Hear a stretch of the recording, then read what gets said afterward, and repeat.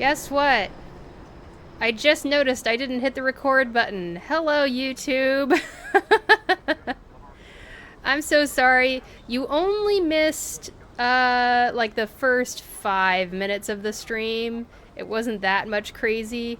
I'm just letting the audience know that we are diving into Chapter 13 of the new main story in Reverse 1999. So, spoiler alert to everybody. I obviously, like, I was playing the main story myself, so that's why we're all the way up to Chapter 13. I tend to not save content for stream. Perhaps I should, but so far that's still just my prerogative. Anyway, I'm sorry that you didn't get to hear the first part of the stream.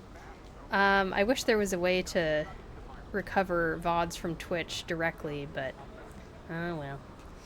And I know there's a setting in OBS so that I can start stream and recording at the same time, but I just don't think it's worth recording my starting stream screen that I have as that bumper at the beginning. I just need to remember to press the record button before I start talking at the beginning of the stream. I'm a little out of practice. So, apologies, but thank you for watching. We are gonna continue on. There was only like this much in chapter 13, so this soldier guy is talking to himself or somebody else. When did they give the order to When do they give us the order to attack? What's taking so long? Oh, I can even play it. Mom, when will they give us the order to attack? What's taking so long? The island is just across the bay. We have men, weapons, supplies, everything. Just give us order and we will take to shore. Check out these bad boys. Anti-Arcanum weapons courtesy of the American from that Walden place. I can't remember what Walden is. I should know that and I just completely forgot. I don't know. That creep just doesn't sit right with me. He's got that Arcanus stink about him. But his technology's solid and we need it. We've got to get ahead of the Serbs and the Greeks. So this is a World War I situation, I guess? This army has been stationed here for a long time, perhaps too long. The soldiers, stranded and demoralized by their failed landing, face days of uncertainty without orders while politicians bicker. They are left to heat their food, meal by meal, watching their chances slip away. Relax, Georgie. Leaves the decisions to the big shots. I'm sure they'll just hug out the differences in the meeting room or something. Hug out their differences. Wardrobe boiler suit! Hello! It's been a long time! I'm back streaming again. I took a long hiatus because I caught COVID for the first time. I managed to dodge getting COVID for 4 years, but I finally got it for my first time, and it sucked and I hated it, but I'm back and I'm finally streaming again. This is my second stream back. We also streamed on Monday, a little bit of Reverse 1999 then as well. Glad you're here. Damn, that sucks. Glad you're feeling better. Me too. It was a rough situation. I don't know, for those who haven't heard already, I had COVID for the first time, and when I tried to take the treatment Paxlovid that helps reduce your symptoms and whatnot, my body did not work with it at all, and it was just a bad time. So I ended up not even using Paxlovid, and I just kind of dealt with it and hoped that the vaccine and the boosters would help me out. And I think it took about 11 days, and I finally cleared the symptoms. And let's see. Yeah, last Thursday I tested negative, and on Sunday I tested negative again. So I'm definitely all clear. I've been super busy lately, to be honest. Oh, that's exciting. In your line of work, since you do voice acting, it's great to be busy. I'm sure. Well done, well done. Let's see.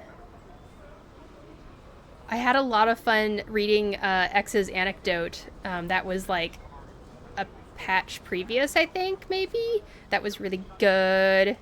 I enjoyed that muchly. Thank you, thank you. Did some stuff for Wuthering Waves. Well done! Congratulations! And that was fun. Yay! I'm glad. Sparse voice acting in those, but still some, just to help kind of give some punctuation to the more important moments in it. I thought that was great. He was kind of hiding what he was doing and trying to help people without revealing that he was helping people. I love that kind of character. That's great. And Wuthering Waves, how exciting! I didn't get into that game, but I know some people who are big fans of it, including people that frequent this channel. So everybody keep an eye out for an X sound-alike in Wuthering Waves, perhaps. Or maybe a completely different kind of voice. I wonder. Curious, curious. Anyway, yeah. We are just getting into Chapter 13 of the main story. The setting is 1914, and there's soldiers that sound like they have Russian accents, and there's like... Yeah. This army has been stationed here for a long time. They are stranded and demoralized by their failed landing, face days of uncertainty without orders while politicians bicker. They are left to heat their food meal by meal, watching their chances slip away. Besides, you saw the monsters on that island. Can't speak for everyone here, but I don't want to die. The island? Are these the soldier... are these soldiers trying to attack the island? Screw the negotiations! Screw the committee! Like it or not, we were the first ones to find the island, not the Austrians or the Germans. Or maybe this was... it's 1914. So was this the first pass through 1914? Before the storm started happening? And, humankind came across the island and were trying to colonize it, maybe?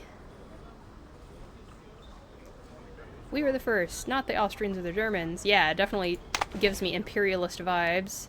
He grumbles and picks the monocular back up, straining to catch another glimpse of the island across the waters. Look at that art. It's very swirly and swooshy. The sea is tranquil, as it often is this time of year. The water sparkles under the golden sun, stretching to the horizon without an island in sight. Damn, those Arcanists have gone into hiding again. Oh, like they used Arcanum to put up a barrier or something? I swear I could see it from here yesterday.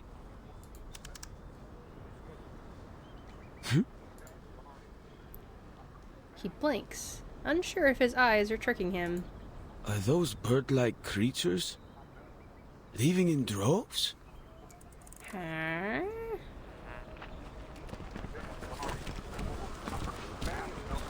His words barely catch anyone's attention. A new poker game is underway on the supply crate. A radio, a couple beers, and a game of poker. A rare moment of enjoyment. Who could ask for more? Georgie, brother, leave them be! Come, play with us! That was great. They even had a sound effect for him shuffling the cards and everything. That's great. George? The soldier does not seem to hear his name. He grips the binocular tightly, his mouth contorting as he mutters. What a good opportunity this is. It's too good to pass up. We've got to act now. Because it's clear out? A drop of vibrant paint slides down his cheek and lands on the ground with a splatter. It's, the storm syndrome has got him. We will claim what is ours. This island belongs to us. It's in our territory and we were the first to find it. Why shouldn't it be ours? Oh boy. The card players pause, gawking at the paint sliding down each other's faces, unaware that their own faces are... okay. In the silence, the only sound that fills the air is the static of the radio. It's kind of going without me telling it to. Has officially declared war on Serbia. Oh, the start of World War I. Russia is mobilizing in support of Serbia. Germany demands Russia to stop mobilizing at once. Germany is mobilizing. France is mobilizing. So, the start of World War I was another one of those events that maybe Manus Vindictae used to trigger the storm. Is perhaps what that is, implying. It's Kakania!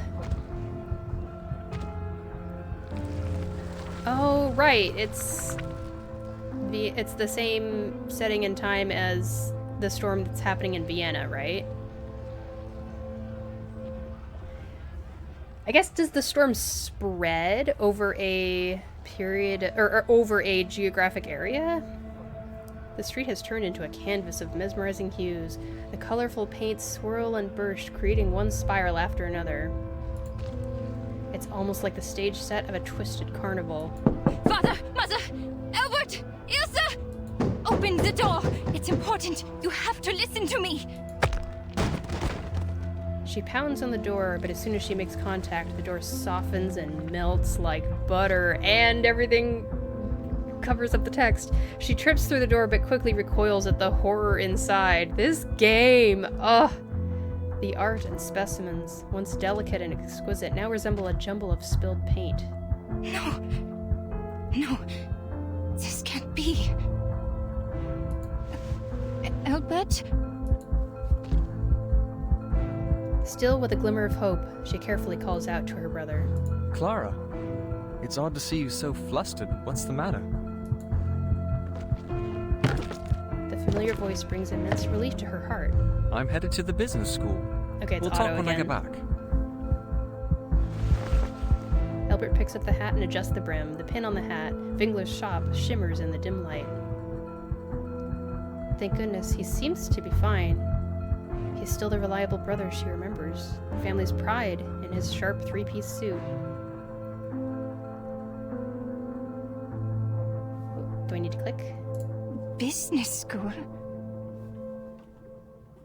But didn't you swear to never go back? Ever since your human classmate shot your arm in a duel. Oh, so the syndrome even messes with people's brains? Wait, like, what their happened to your memories? arm? He turns around and Kakania can finally see. Half of his suit is covered in colors, paint trailing down his face and pooling at his feet. An arm of flowing colors is attached to his body, like a mismatched puzzle piece. Oh, Ethan. Yes, he wounded me. Oh, He it had doesn't proof mess his with standing memories. to the Brotherhood. There was no other way. But that's in the past. He gave me his arm, so now we're even. He raises his left hand to show her the blade. Streaks of blood are still on it. Oh, he attacked him. He casually tosses it aside, letting it clatter into the darkness and disappear into the swirls of colors. Ooh. Albert grabs his walking stick, his new arm dangling lifelessly at his side. I have to go. I have to find Johnson, Raymond, and Herbert. That little rascal pushed Ilse into the fountain. We have a score to settle. Take care, Clara. He strides past her and hails a carriage with triangles for wheels at the door. Albert! Don't go! She runs to stop the carriage, but it is unaffected by her efforts, like everything else in this place. A set of footsteps approach from behind. The storm syndrome is spreading, Doctor. Stay any longer, you'll be infected too. Please. Why are you leave here? with me. I guess trying to save her. The trembling ground interrupts her. A mob with distorted faces swarms the streets, chanting slogans and singing in their own tongues. White pro-war pamphlets litter the ground like snowflakes being absorbed into a mire of effervescent paints. The city is bursting with unrelenting energy, like a speeding chariot or a twirling powder keg. The sign bell in the parade. Is that Aurora? I just met her at the coffee house last week. We were talking about her wedding. Watch out, Doctor! A sign crashes to the ground beside them. Rage-filled citizens are tearing the streets apart. Even the handles of roadside benches are yanked off and made a weapon. So scary! The fervent protest consumes all who come across it, forcing them to participate with no option to decline. This is bad. They have lost their minds. This way, Doctor. We have to get out of here. Alright. I'm looking forward to all of the battles that we'll come across in the story.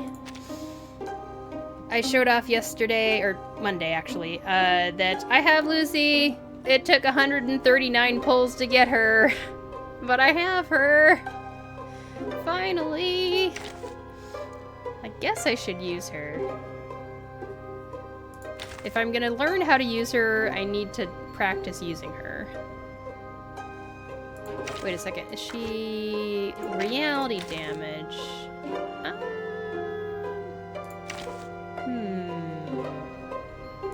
I'm gonna do this just so I have some plant. Not that it really matters that much, because I'm way over leveled for this. Ooh, the design on their masks or their faces is so creepy.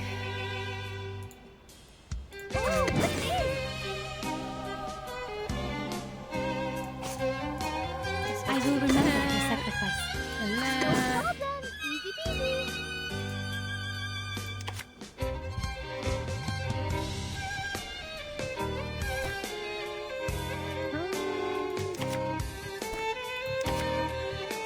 With Lucy, do you even bother using her cards before she has enough dynamo? Sure. Might as well, I guess.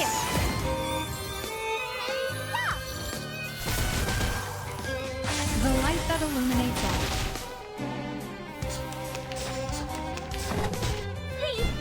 Don't worry.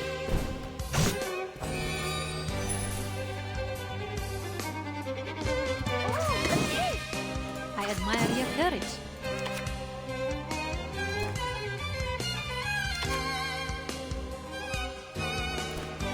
Loading. For the good of all. Aim and shoot. Almost got it down. Cheer up. Whoa, whoa, whoa.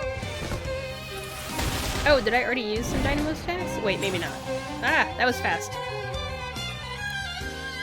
These keep showing up, and they honestly just confuse me. I don't really know what's going on here. Like, what's this? What's this card? I don't get it. I just kind of ignore it. I don't even read it because I don't know what's going on. I need to read Lucy's actual kit more closely, and then I'll have a better feel for it, I'm pretty sure. Okay, so now she has data iteration.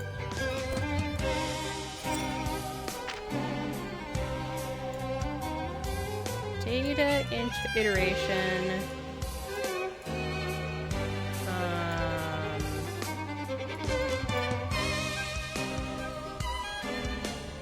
Whenever an enemy is defeated, gain 10 stacks of dynamo, 1 stack of data iteration, and cast Conservation of Energy, which is considered a rank 2 incantation.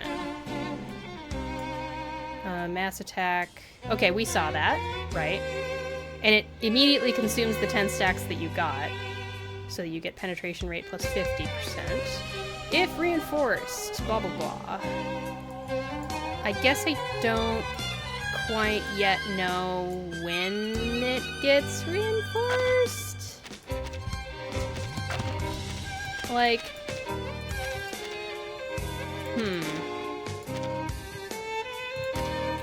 Oh, I guess data iteration is this little ring thing here, perhaps?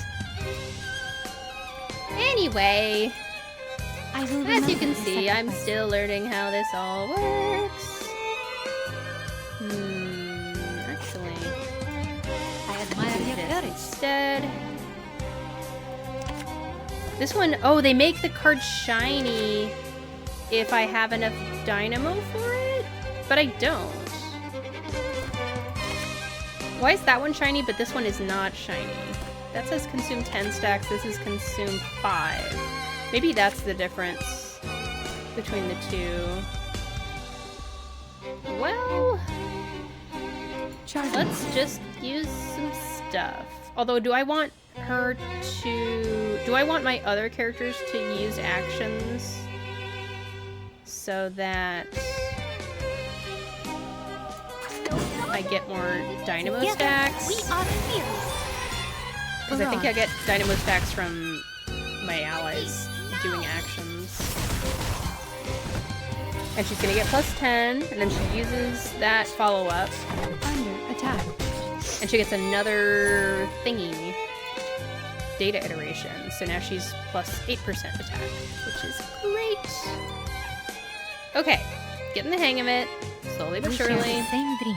I will remember your sacrifice. Okay. Loading. To a brighter future for everyone. Ooh, that ult sounds really cool in my earbuds. Keep up the pace. Faraday's miracle.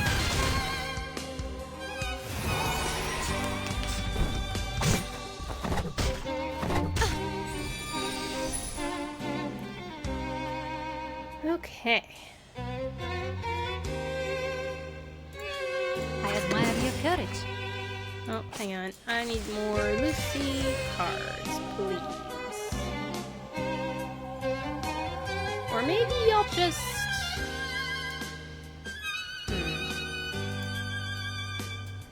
Oh, what's this? I will remember your sacrifice. Okay, I can consume 5 stacks of dynamo to deal more damage with that attack. That's great. Charging. I can see it clearly. For the good of all. Aim and shoot. Oh, and I got more dynamo because I took one of the enemies out, and then I killed another one, and I got more dynamo. So you end up with a kind of... It's kind of like Herta from Honkai Star Rail. Oh my god, a stream! I'll be alive again! Hello! Waffles, I saw you yesterday too. You came by and said hi or not yesterday. You came by last stream too, on Monday. So I'm streaming again! I'm back to a hopefully normal schedule! Woo! What is this? I don't get what this is! And this is like... This is saying that I'm gonna reinforce... Like, oh, am I picking one of these to reinforce? Is that what this screen is?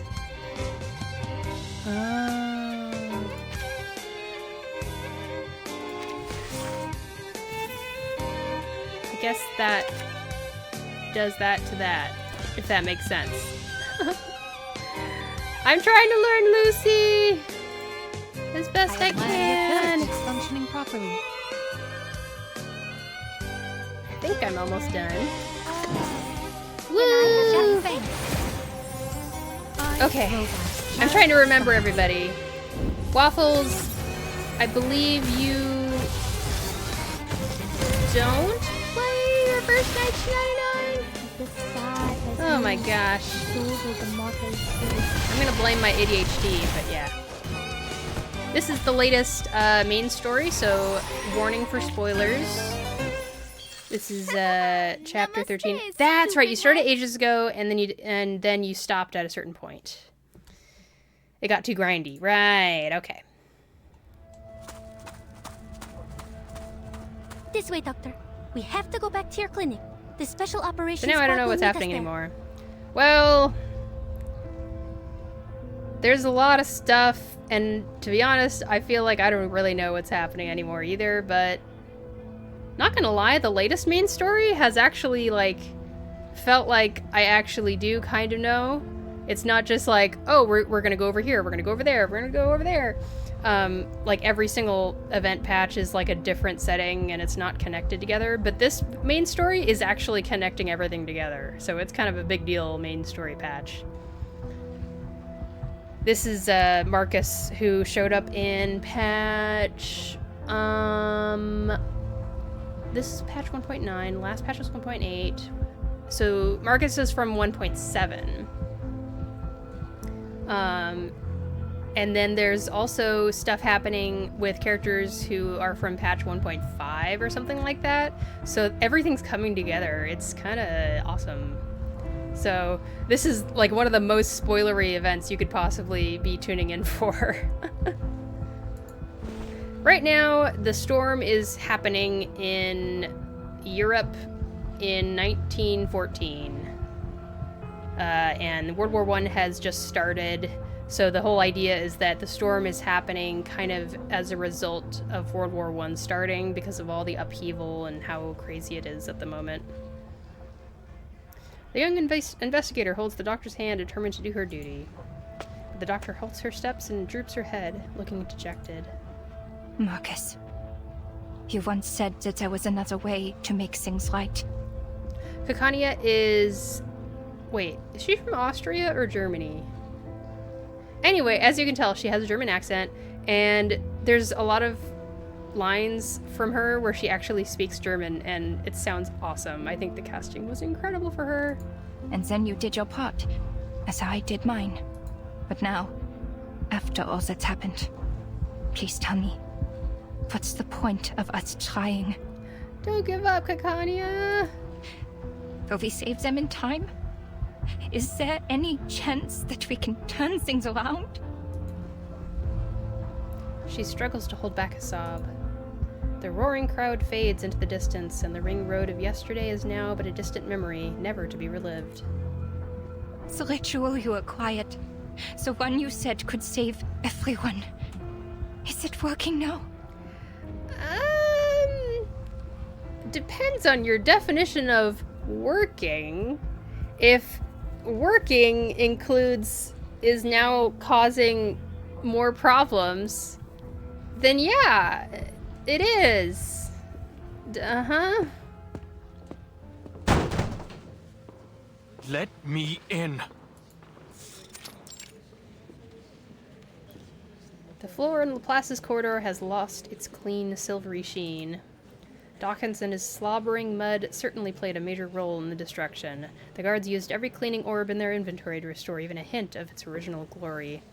So they got the incantation thanks to Marcus, and they transmitted it to Laplace here, and Laplace put it into the communication system so everyone could get it after they confirmed that it was the proper incantation with the proper pronunciation and it was the right spell and everything.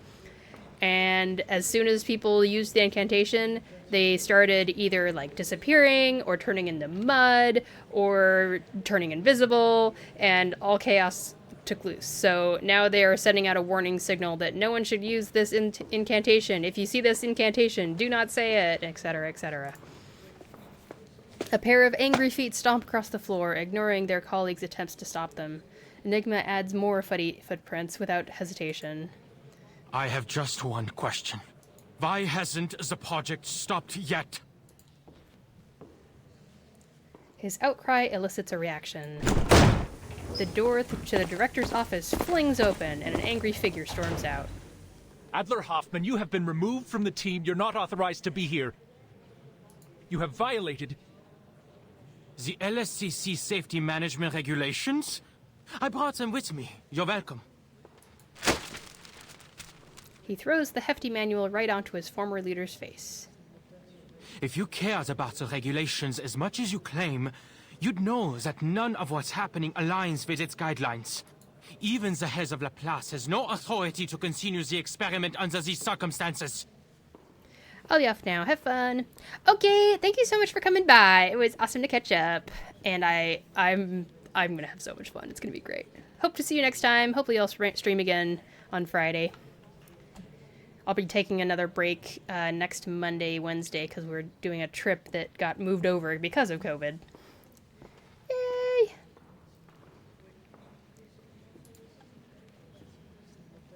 Before you can continue, his ex-leader sharply cuts him off. Get out of my face, Adler.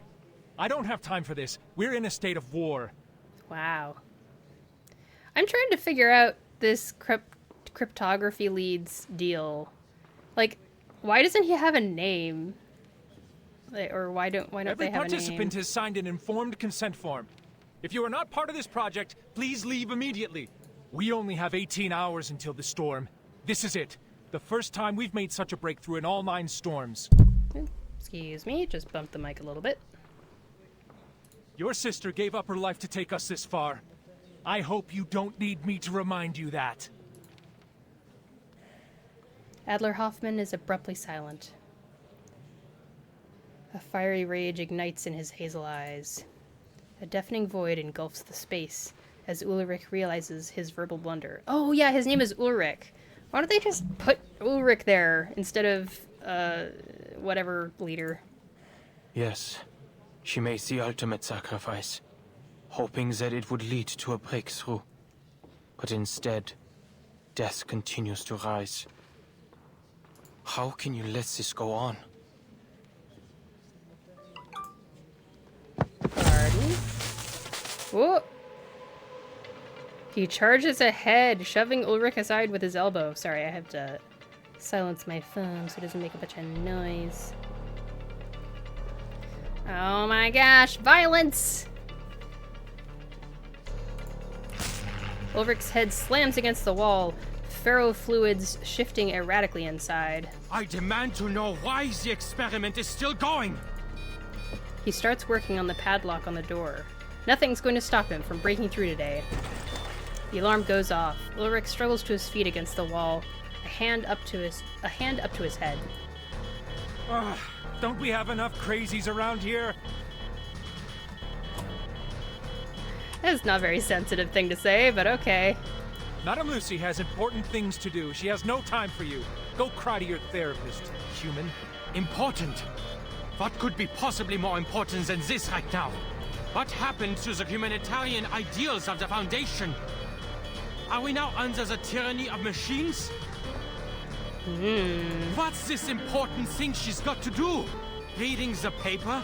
Sipping on oil and charging up in a 230-volt bath?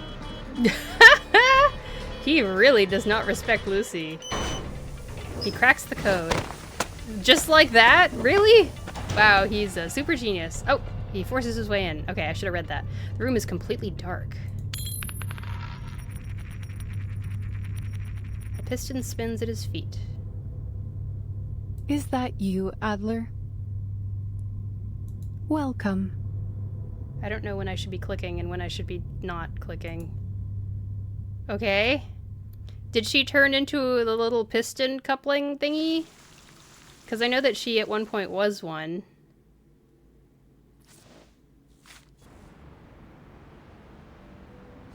Oh boy. I'm using my left hand to give my right hand a break. Oh, look at this mirror, dear.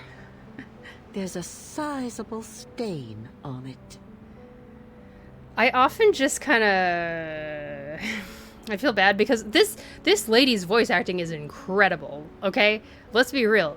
She is bringing her A game to this role. But I never know what she's talking about, and I got to a point where I just kind of didn't have the energy to figure it out. But I'm gonna stick with it and try to pay attention, because I feel like because I'm able to follow the story this time, maybe this will make more sense too. Oh, talking about a mirror, like Hikania's mirrors. Look closer, dear. You can no longer see the part that has broken off, but you can see where it once was. Right there. A sizable stain. The owner thought the stain would be removed if she smashed the mirror. Now she has a collection of little mirrors, and the stain has gone into hiding. Is this where Dora came from? Perhaps? A lady with great ambitions and an unconscious charm. A lady who wishes to make the rest of the world accept who she is, and has suggested that many others join her way of thinking. I don't know if this is Isolde that she's talking about, or Hikania? Her brother, on the contrary, hopes to be taken in. In his attempt to act like everyone lost else, an arm. Lost an arm in a duel. So that's her brother. So that's Hikania. We're talking about Hikania's mirrors, of course. If you ask me, dear, I'd say they're very alike.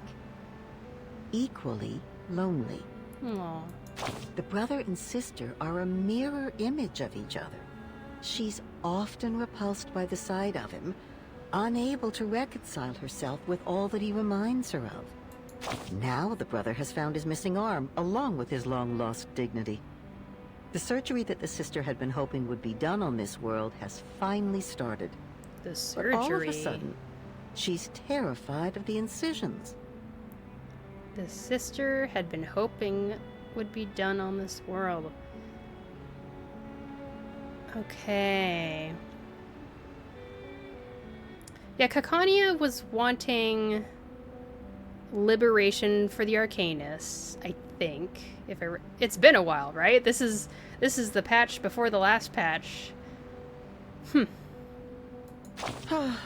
As I said, despite their differences in approach, the brother and sister are mirror images of one another. But now the mirror is broken. I hope she can make it through the 7 years of bad luck. Poor thing. There's no way around it.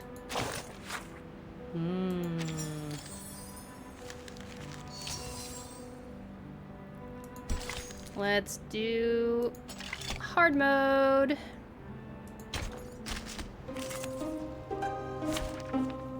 I'm gonna move my mouse over again.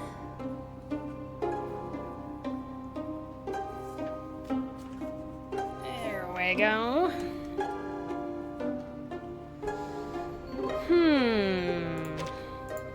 I really need to, like, look more closely at Lucy's situation. Your visits are always unexpected.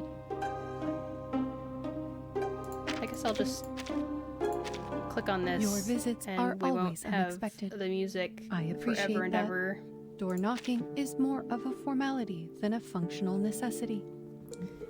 For every Moxie gained by self, gain 2 stacks of Dynamo for self. So, okay. Get Dynamo from Moxie. For every Moxie or Eureka gained by another ally, gain 1 stack of Dynamo. Okay, so characters who passively gain Moxie and Eureka would be good. Whenever a total of 20 stacks of Dynamo is gained among all allies, gain advancement for self. What's advancement? I guess I have to click on it. Special. At the start of the next round, choose to reinforce one of 3 incantations. If all 3 incantations are reinforced, then reinforce the ultimate instead. This is the big message that pops up, I'm pretty sure, because it says choose to reinforce one of 3, blah blah blah. Okay. So I was hitting 20 stacks of Dynamo? Really? Huh. Okay, I need to keep closer track of my Dynamo stacks and when I get them. And then I looked at this a little bit before, but not all of it. Right after casting an ultimate, gain leadership for 2 rounds. Oh yeah, the stronger Afflatus damage factor to other allies. Right. The really cool thingy. I mean, one of the cool thingies. She has a lot of cool thingies. Cast Conservation of Energy, which is considered a rank 2 incantation. Okay. Okay, it's that one thing on the screen it was giving me to choose between them, and I was like, what's this one? That's the Conservation of Energy.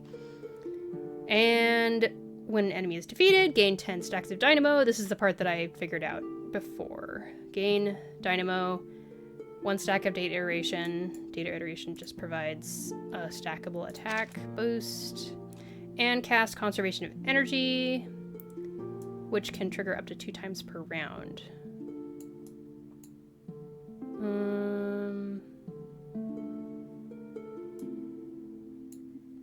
And it looks like you can cast it even if you don't have 10 stacks of Dynamo. But if this is triggered, you're gonna have 10 stacks because you gain 10 stacks from the whole thing here. When the enemy is defeated, you gain 10 stacks. And it triggers that I3 passive. Okay. If reinforced, the attack deals an additional 50% additional reality damage Ignores dodge and does not trigger, reflect, or riposte. Okay, so when it's giving me the option between those things, it's showing me what those things will turn into if I choose to reinforce them. What I'd like to see is a comparison between what they look like before being reinforced and what they look like after being reinforced, so I can like really get all the information at once. Oh hey! This is it! Look at that! And it becomes shiny. It all makes sense. Okay, not all, but at least some. And then the ult is just a big old form change. Enters Pragmatist for 2 rounds. And you get another stack of the attack boost, data iteration.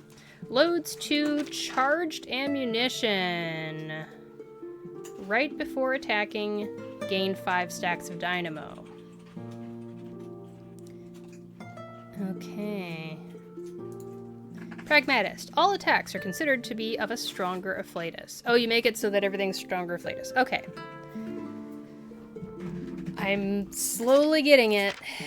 Slowly, slowly. I think I understand. So, Your visits are always her unexpected. follow-ups I appreciate that. are like Door knocking is more of a formality than a functional necessity. when an enemy is defeated, that's when the follow-up happens. And you get conservation of energy.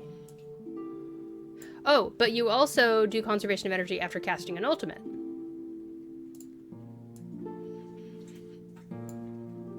Oh, force field effect. The holder is granting effects to the relevant characters disappears after death. So it just, it pops up and it stays there for the rest of the fight until she's dead. Force field. Hey, you know what we should do, everybody? You know what it's time for and what I should have done, like, as soon as Wardrobe Boiler Suit showed up? I'ma tell you right now. We need to check out Extreme Talent.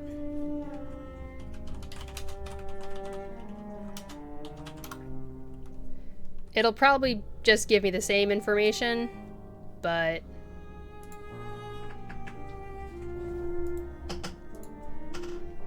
it helps, you know, it just helps to have it shown in a different way. All right, let's get rid of this sound in the game. Let's watch together Lucy's Extreme Talent right now.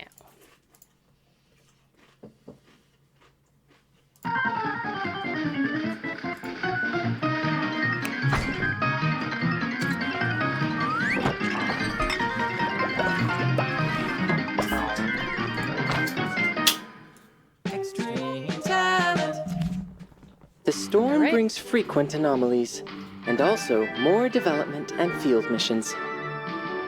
Sadly, combat is not my thing. Luckily, data analysis is. Here, I'll walk you through the abilities of every arcanist. Please, Miss Tider. 4F4B. Okay. Madam Lucy, the chops off the robotic top of the boss screen. lady of Laplace, and my direct supervisor. She is an awakened who came into being due to technological progress, and so her utmost concern now is in further perpetuating advances in technology.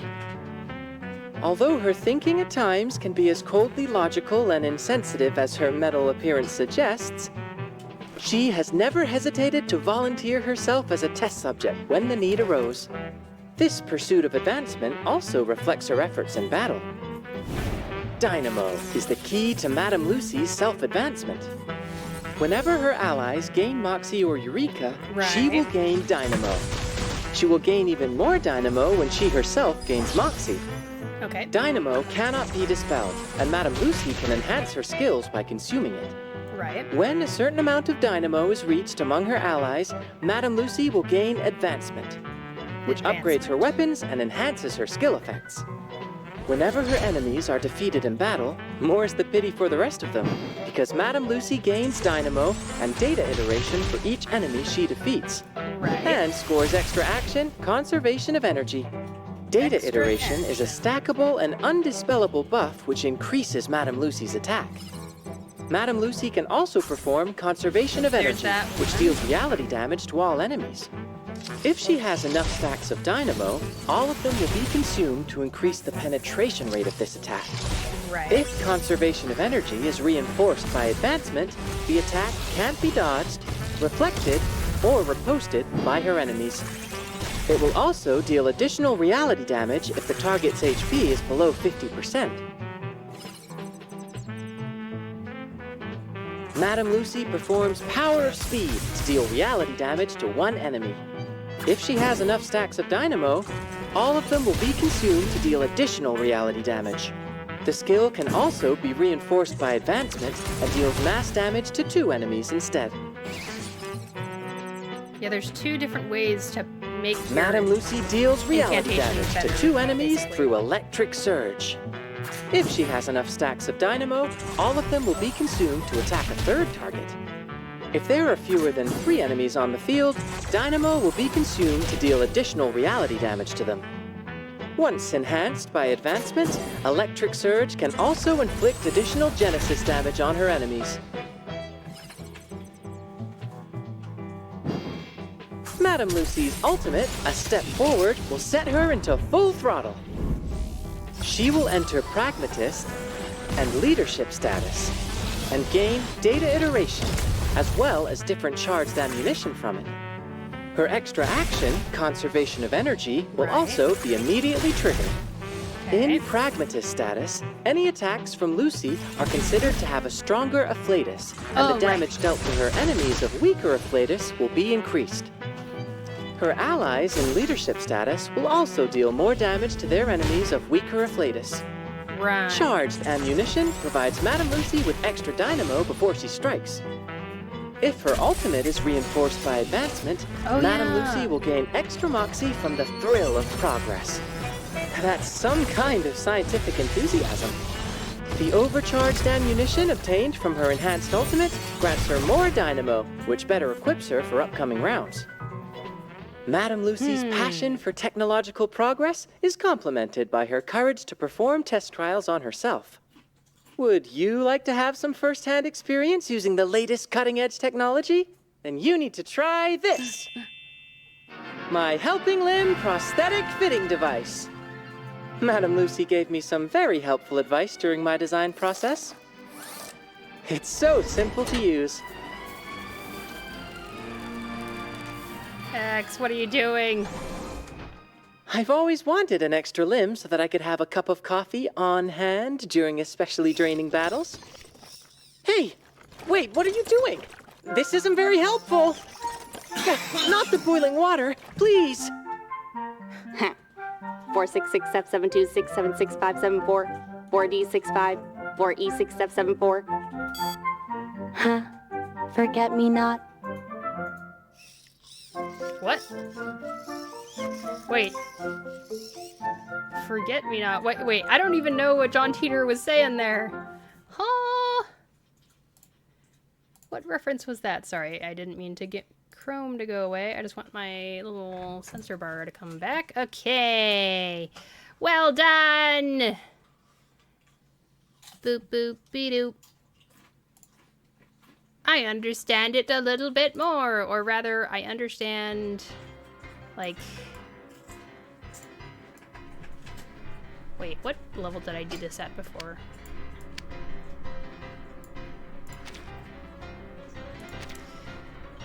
I just have to keep repeating parts of this kit of Lucy's to really get a feel for it.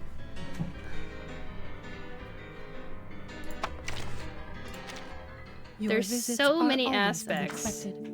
I appreciate so, that. Door knocking is more of a what does she formality get? than a functional necessity. There's charged ammunition and overcharged ammunition, which means more dynamo. That's the difference. So, I wonder how worth it is to try to reinforce her ult. You would basically have to get to a point where... Let's see here.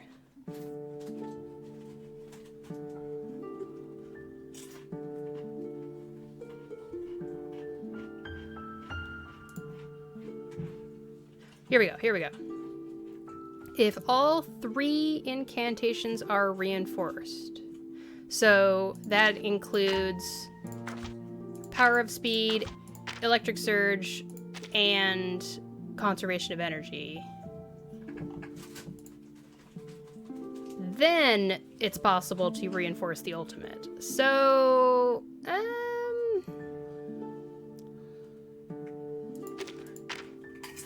oh, I guess if it's a long battle, do these stay reinforced even after you use them?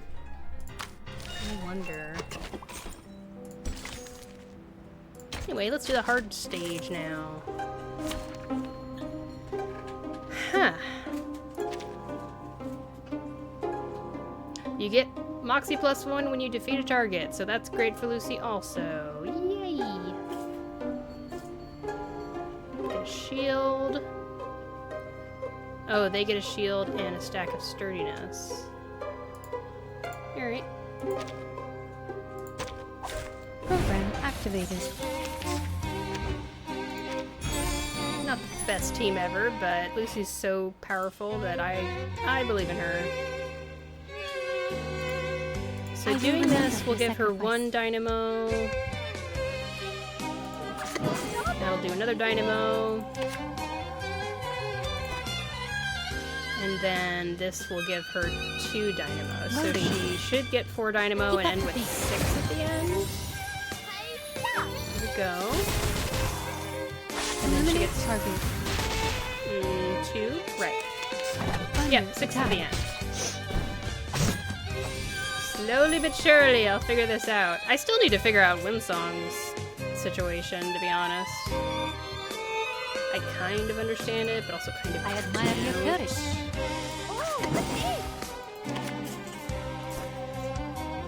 Okay. That'll bring it to 8. Charging. And this will bring it to... For you and for us. 10? I can see clearly. Wait, why did that give... Barrage. Why did that give so much dynamo?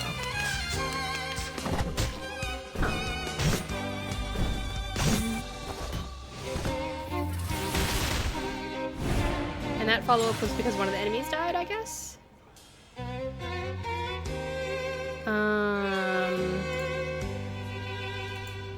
Okay, reinforcing power speed changes it from a single target to a mass attack. I feel like I'm gonna leave that because sometimes I want to just do a single attack. And then this one, if the target is below 50%, ignores dodge and does not trigger reflective riposte. That's fine. Oh wait, no. It deals additional reality damage if the target is below 50% HP. That's nice. Okay. Do this.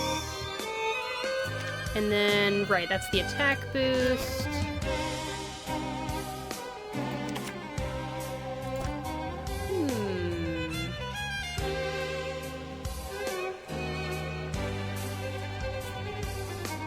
Loading. I will remember your sacrifice. Charging. Actually, I would really like a little bit of heals. Please and thank you. I admire your courage. I will remember your sacrifice.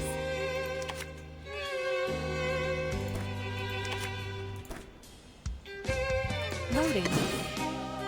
Heart stairs. Together, we are fearless. Target confirmed.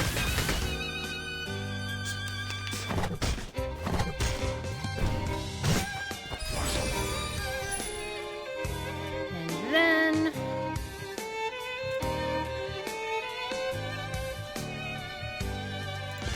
already got that on. Okay. We share the same dream. Actually, more heals, please. We share the same dream. I will remember your sacrifice. Circuits functioning properly. A brighter future for everyone. So this doesn't grant Moxie or Eureka, so no dynamo for that. Heals gave her 1 dynamo. The ult is gonna do a lot of things that I can't remember. Oh, every enemy kill means she gets to cast that again. That's so good. It really is just like, it's like Genji from Overwatch, right? That's fun. Alright. Dynamo consumption half. I love that. I love that. Okay, this will provide more dynamo as well. She's gonna start at 6 dynamo. Wait, not 6, more like 26. Oh my gosh. She still has Vila's boost on her, so I don't need any more. Okay. I admire your courage. Whatever.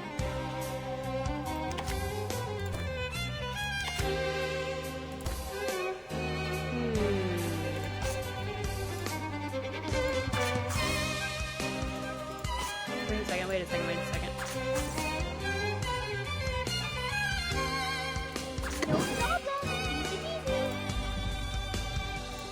I will remember your sacrifice.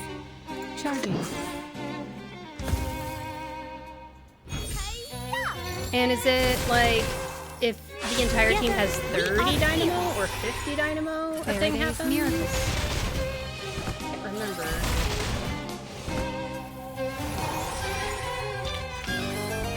It'll take some time, but I swear I will get the numbers down.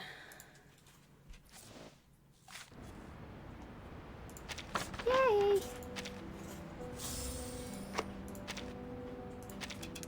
I've gotten a decent amount of stuff from the store. I'm not gonna bother getting anything wilderness related or music related until I got the other stuff that is used for character building.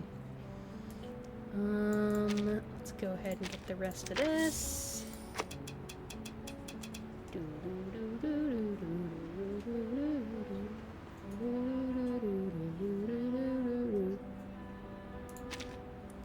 Alright. Anything else to pick up out here? Nope. Oh, we do have some dust and things. I won't be doing pulls on stream, just as always. But yeah, just proof. This is how many pulls it took for me to get Lucy. 139!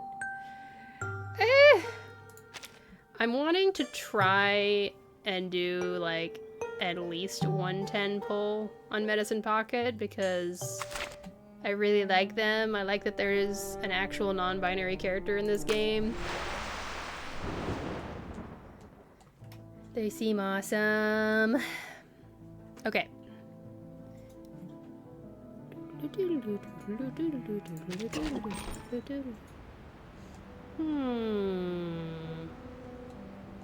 Let's do a quick little break. We'll just do, I think I'll do 2 short breaks instead of the 1 break in the middle. And we'll get right back into this with chapter 14 of the new main story. Get up, stretch, get something to drink, use the restroom and all that stuff. I know I will be doing that. And we will see y'all in just a few minutes.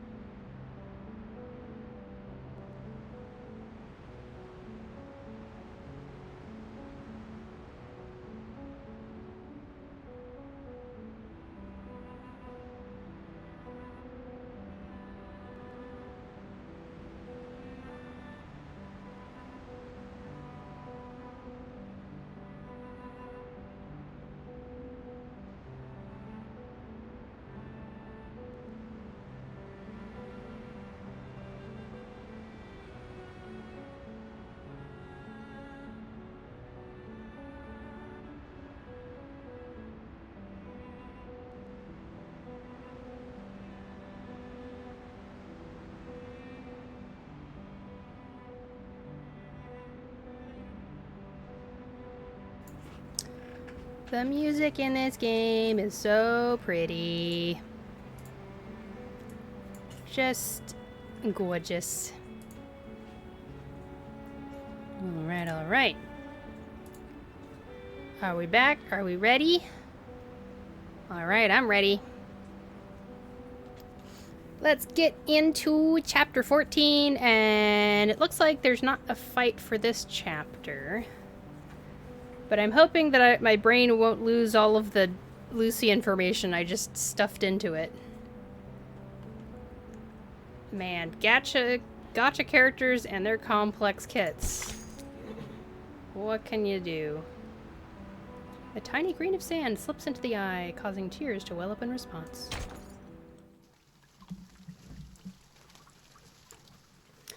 Open the window for a little bit of air. I swear, no matter what I do, I still overheat when I'm streaming. The piston rotates on the floor like a toy top. What? I am not in a suitable form to receive a guest. What? It's like, the vibes of this, scene make me think of Darth Vader and, like, his underlings coming to find him and report about something, and Darth Vader's still putting on his helmet. But in this case, Lucy is like, I'm sorry, I am a piston right now. Simone, can you put me back in my body? Wow, so that's her core, basically? Her assistant rushes over and puts her into a robot body. Ooh. I feel much better. Thank you. Oh, you have even put on a face for me. How sweet Oh, of this is you. the first time that she's doing the face. As you can see, I have my Lucy set to robot face instead of human face.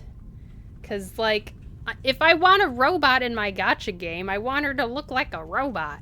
Come on. But this is very nice too, of course. I have noticed your icy gaze, Researcher Adler. You are yearning to correct the logic of this place. Well, I only said that to Simone out of courtesy. In reality, whichever body I am put into makes no difference to me. Her ill-timed explanation annoys him even more. Oh, Lucy, you don't know how to read humans whatsoever. The experiment, ma'am. Why hasn't it stopped? Are you going to pretend that nothing's happened? That no one died? Could it be that you and Ulrich, the awakened, being the tin cans you are, have no regard for actual lives? Oh, Ulrich is also an awakened. Well, I guess that makes sense. He's definitely, doesn't seem like a normal human. Ooh, new music. New OST, right? Adler Hoffman, I will not warn you again. Ulrich storms back into the room with two guards ready to throw him out at any moment. Relax, Adler. You are led by a biased opinion because you lack critical information. A common defect in all cognitive processes. I believe you will shift to a more rational perspective once you receive sufficient information on the subject. A more rational perspective? The human, known for his logical thinking, responds with an overwhelming amount of feeling. Isn't it interesting how this entire time in the story, they've really reinforced the idea that arcanists are led by emotion and humans are led by logic, and this entire story that they've released this patch, Enigma has been the one who's been the most emotive, and then Lucy is the head of the, you know, all of these arcanists, kind of. She's not an arcanist, but she's an awakened, but still. Enigma is displaying things, displaying... He is expressing a lot of emotion, which is something that the game seems to attribute to arcanists more than it attributes to humans. We are humans, not machines. We are not expendable parts. I have plenty of reasons to question your decisions. Your excessive insistence on this experiment could be a sign of uncontrollable behavior, a trait commonly seen in arcanists. The experiment has been cancelled everywhere. except for this very room. What? That's what I was gonna say.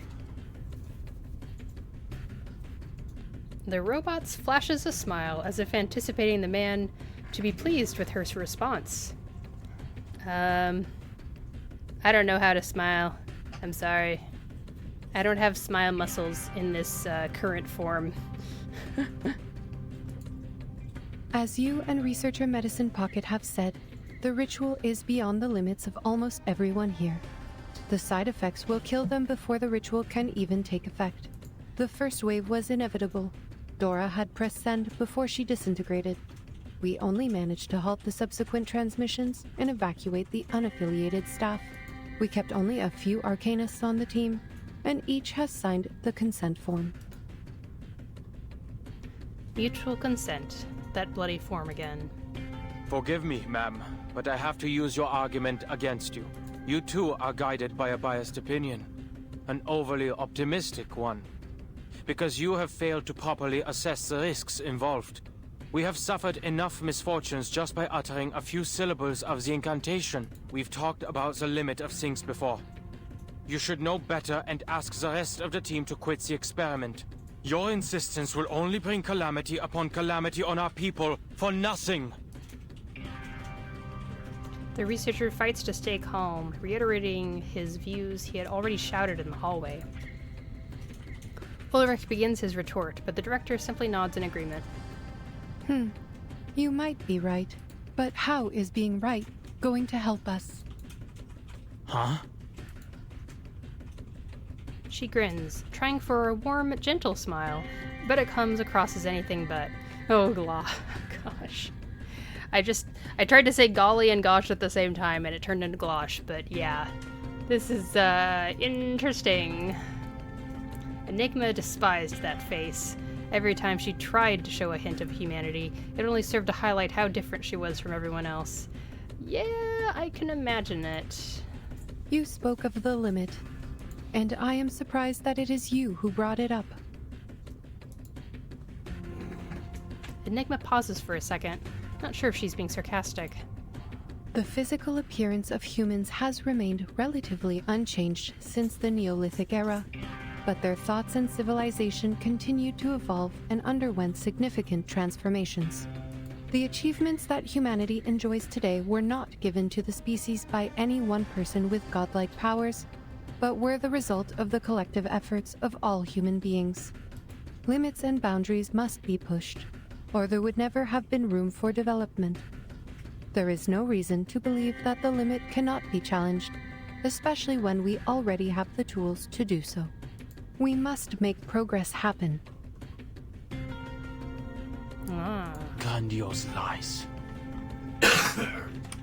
Wait, lies? Which part? Lies. Oh crap. I forgot about her excellent hearing. Haha! We have no choice but to go beyond that limit.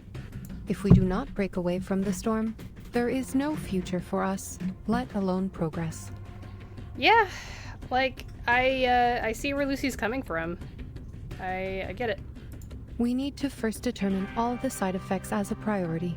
This important step will help us compile data and eliminate the effects so our colleagues can use the ritual safely. And who will try it this time, Madam Lucy? You're not going to test the side effects as the cost of lives, are you? An important question. Yes. No.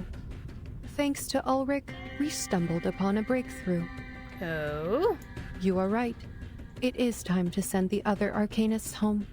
Only the Awakened are needed here. The Awakened? The tungsten wires glow faintly red in the dark. Then the room is lit.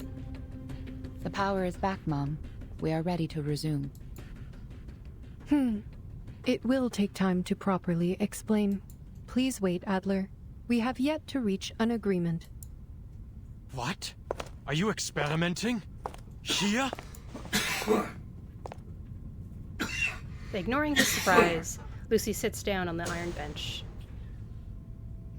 Wires of various sizes are attached to her body. The instrument comes to life to the piston's rhythm, faithfully recording every change in the robot. It keeps going back and forth between auto and making me click it to go forward, so I apologize if I skip some words or miss some things. From her slightest movements to arcane fluctuations, nothing goes unnoticed. La Unwa. She's gonna say it. She's gonna say the incantation. Wait, she's reciting it? Frozen in place by the scene, he looks around the room in disbelief. She's read the reports, right? She was there when Dora broke into pieces.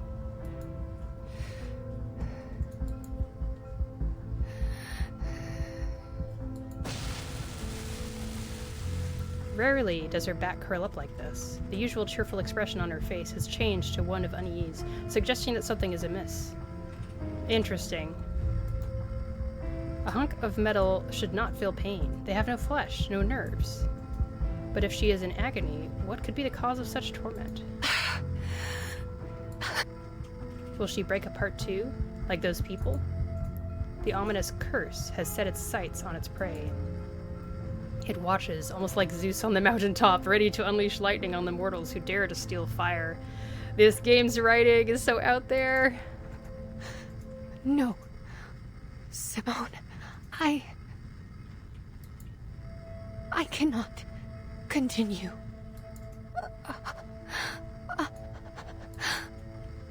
The most primal, instinctual fear.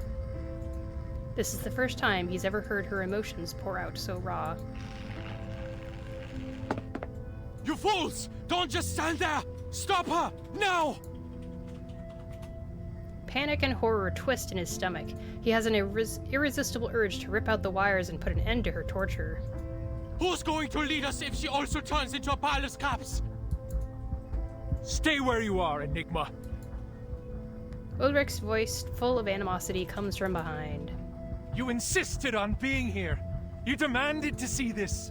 Don't bring your pathetic, narrow-minded humanitarian values in here and tell us what to do. What do you know about us?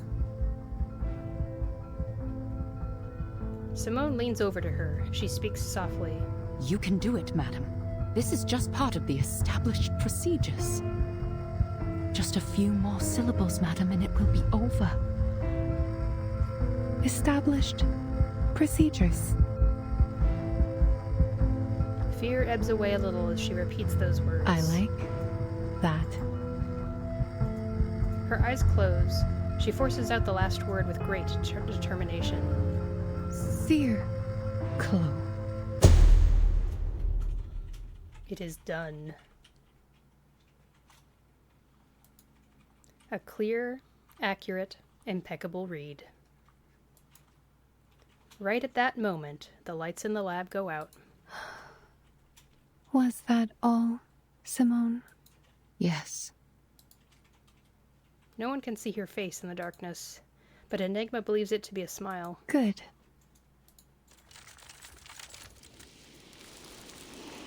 A gust of sand rises in the room. Without warning and out of nowhere, it screams through the enclosed darkness.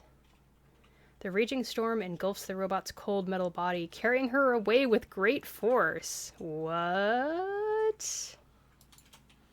When the sand subsides, all that remains is an old piston clattering to the ground. We can rebuild her! She can be stronger! Clang. Oh boy!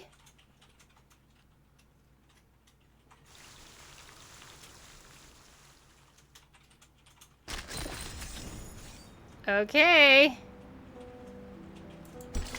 Looks like we have another lore chapter. I'm just gonna dive right in because I can't stop there. Oh, no, no, no. Oh my goodness. Part 15.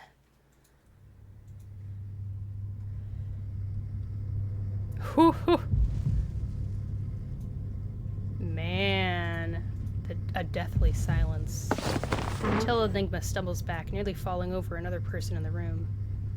She's dead.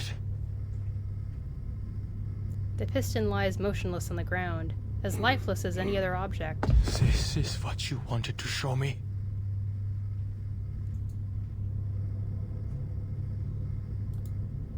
His heart pounds in his ears as he pants, fists clenched and slick with sweat. To watch her utter a curse that's always brought death, only to die in vain? And you just let it happen? Ulrich looks at him, his voice poised and steady. Calm down. Calm down. She's dead right there. You murderer. We have already repeated this experiment many times. Enigma is in disbelief. Many times? What? You've sent people to their deaths over and over again? The ferrofluid flows again, forming a shape that Enigma can only interpret as disdain. Look at you, Adler, peeing your pants over a curse. The human boy is so scared that he forgot to ask the crucial question. Did the ritual work? But what do you mean? The curse. The side effect killed her. The experiment failed.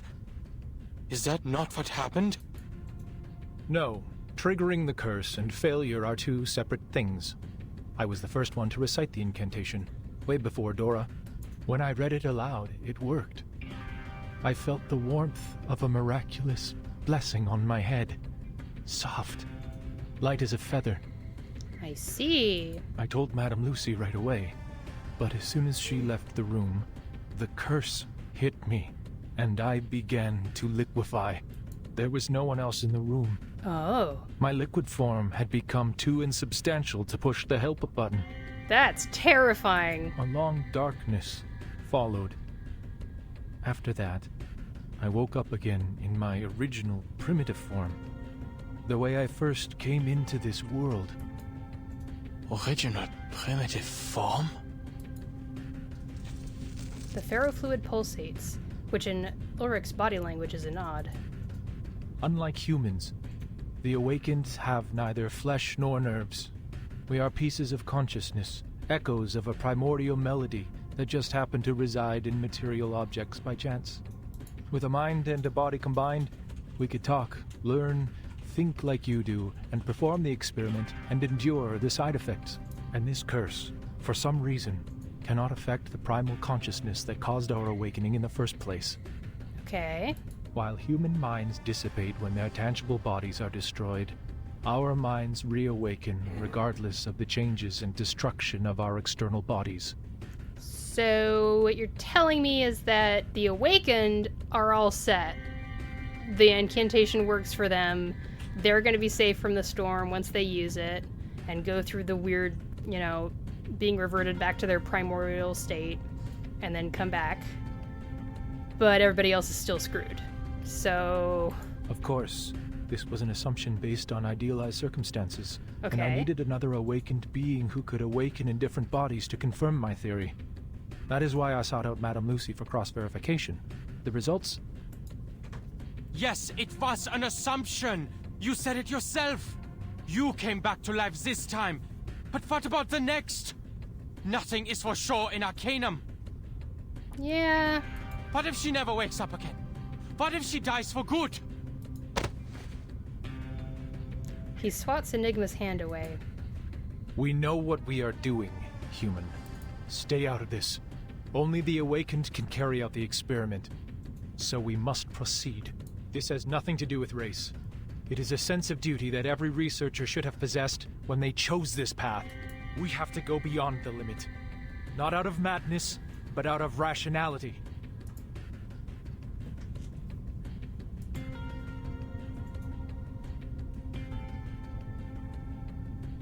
Silence fills the room like the beginning of time when there was no sound to be heard. Okay. That's a heck of a comparison. Then slowly the piston starts to spin. Oh, snap! We seem to have replicated effect number 2. And 117 of the Coleman Lab's protective rituals were proven ineffective. 117 of the Coleman Lab's protective rituals... Oh, like they were trying some protective rituals to see if they can stop the side effects from happening? Write it down, Simone. This is the 4th time we have seen it. Also, number 45 and 69 are related to it. We need to speed up. This is too slow.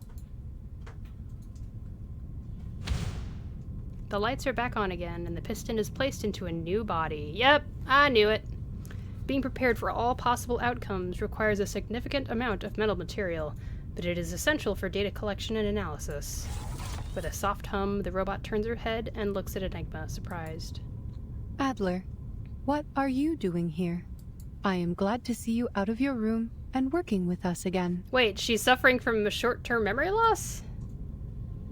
No, he's not on the team, Mum. He forced his way in here. Oh? My apologies.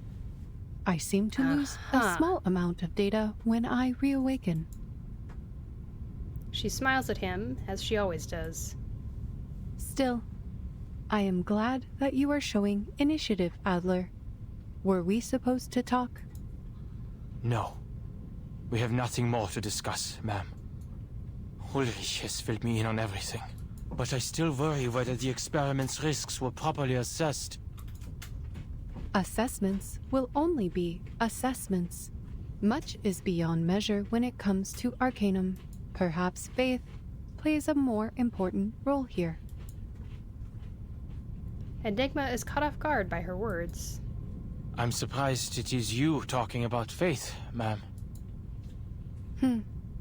It seems we both have the ability to surprise each other.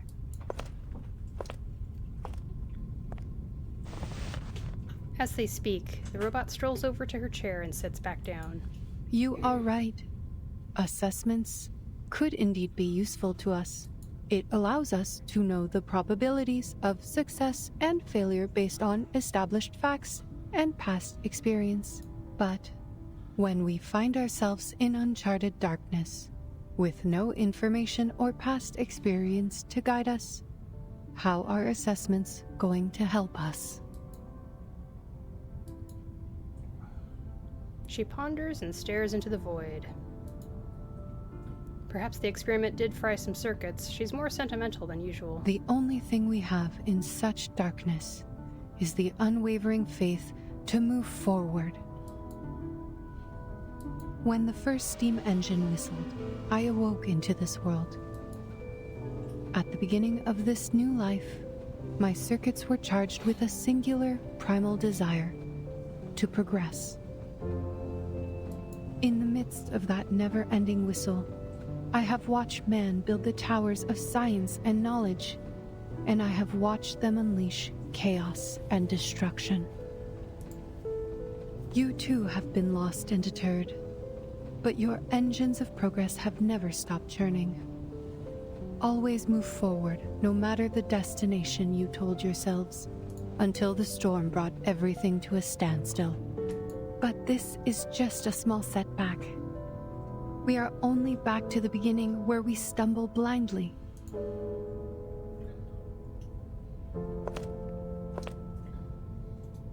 And this time, I happen to have a cane.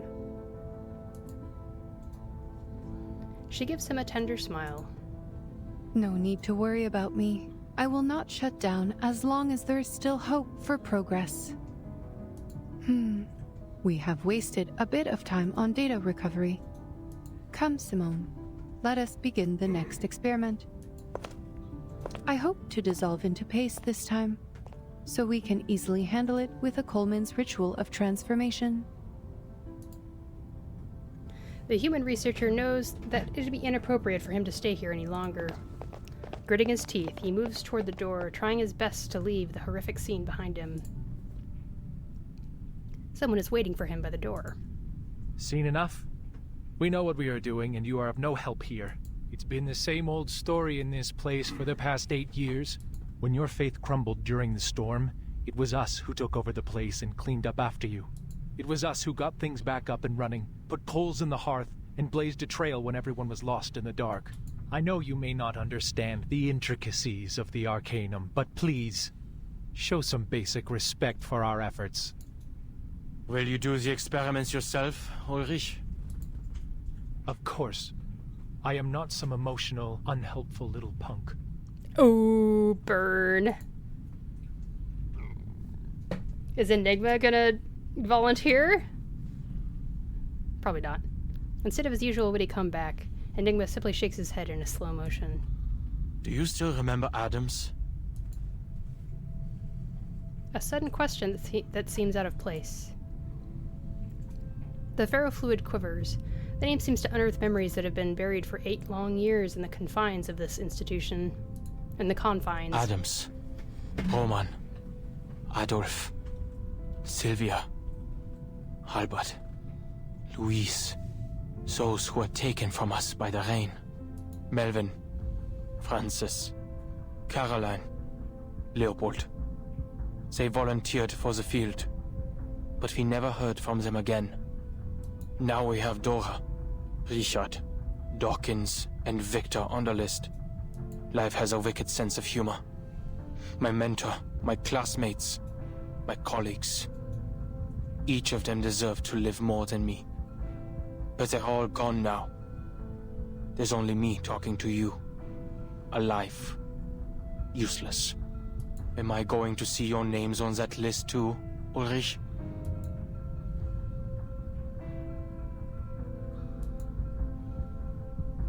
In this rare moment, he lowers his head.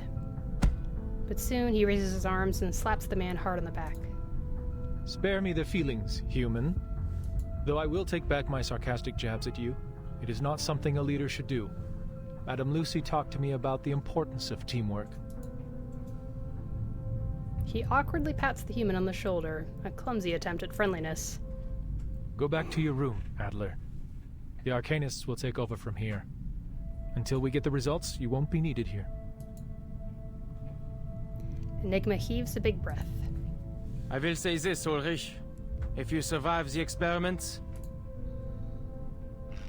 Alarmed by the opening words, Ulrich instinctively turns down his receiver to avoid hearing anything too warm. That would be more painful than suffering through 100 experimental side effects.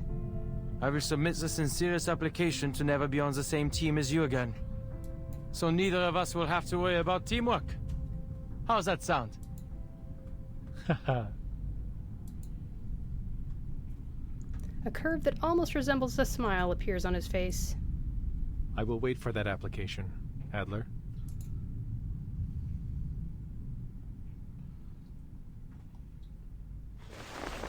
Now, roll up your sleeves and clear your mind.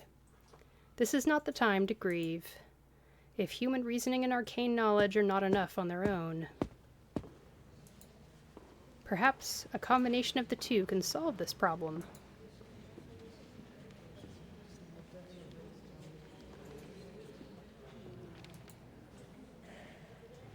The lab door is in shambles, its metal plate barely hanging on. A wooden sign reading "Keep Out" sways precariously, covered in bite marks and scratches. What?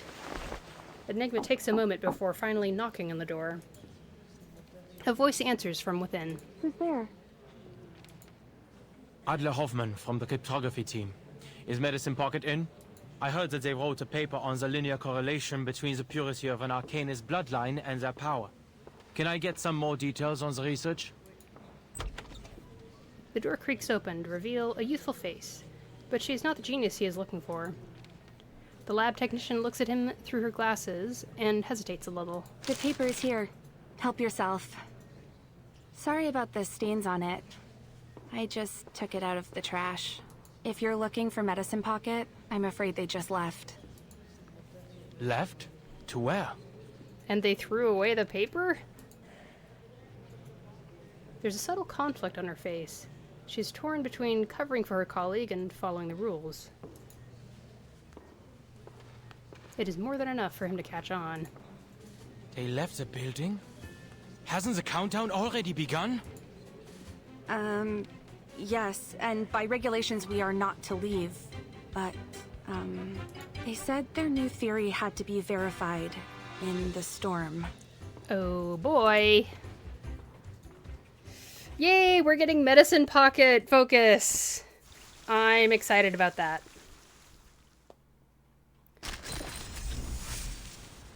Oh boy. Wow. Ah, ooh. Wow. Fluid allergy. Dehydration, proportional body shrinkage. Embrittlement of the whole body. Why is there this symbol here?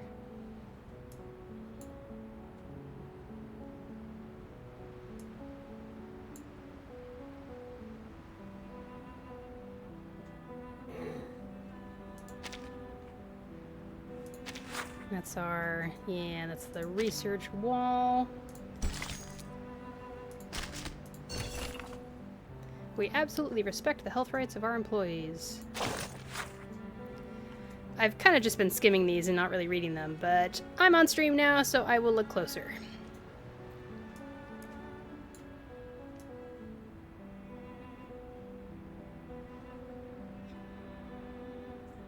Examination items?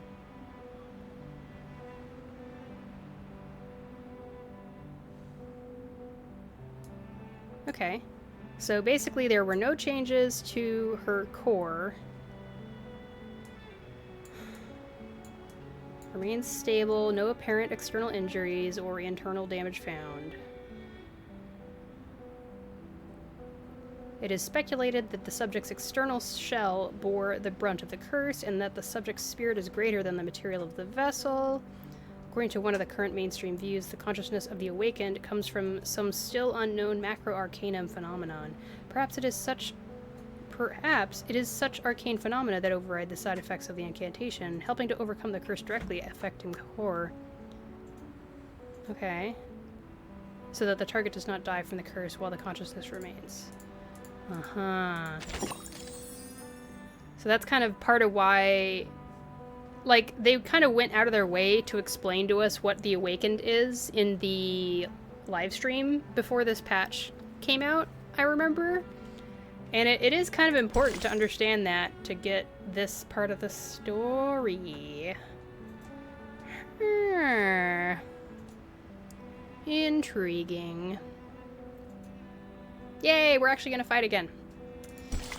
I say let's just keep on going.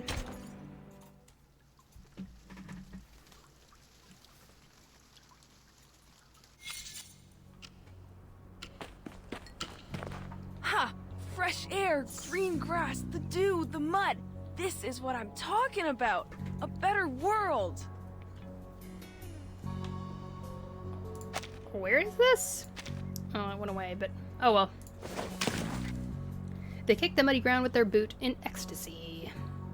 The mud splatters on the Foundation staff member's jacket, but he remembers professional and does not bat an eye. Researcher Medicine Pocket, I must remind you that we are at the edge of the immunity zone to the storm. Once we cross the line, we will not only catch the storm syndrome, but also be taken by the storm at the end of the countdown. The entrance of the Foundation headquarters is bustling with personnel. Wow, so there's a lot of people there right next to the border? As the storm approaches, a long line of field investigators has formed at the gate, waiting to pass through security. Medicine Pocket groans. They spread their hands in frustration, clearly unhappy with how skilled the staff member is at avoiding confrontation. I know that. How stupid do you think I am? Hey, isn't that Rudolph? The poor guy sent to Tunguska? Hey man, how was Siberia? Welcome back. Did you bring me any new research materials? Oh, you don't recognize me? You're breaking my heart. It's me, your best friend that you just met. Medicine Pocket. Your best friend that you just met. Medicine Pocket's attempt to approach the line is quickly thwarted. The staff member has to practically yank them back by their arms and legs. Researcher, I must make clear that you only applied for 15 minutes outside for research purposes. Your countdown starts from the moment when you cross this line. Okay, safety first, I know. Get off me, you're hurting my arms. Medicine Pocket struggles desperately and finally manages to plant all 4 limbs back on the ground. All 4? All bounce as soon as the storm syndrome hits. I just noticed that their little badge here has a little doggy on it. It's so cute. Even if I catch it, look at the syndromes of this era. Distorted faces, murderous intentions, obsession with war, rampage. What's got you so worried? They aren't that bad. Well, the melting faces part is kind of gross. But then you get reversed at the end of it.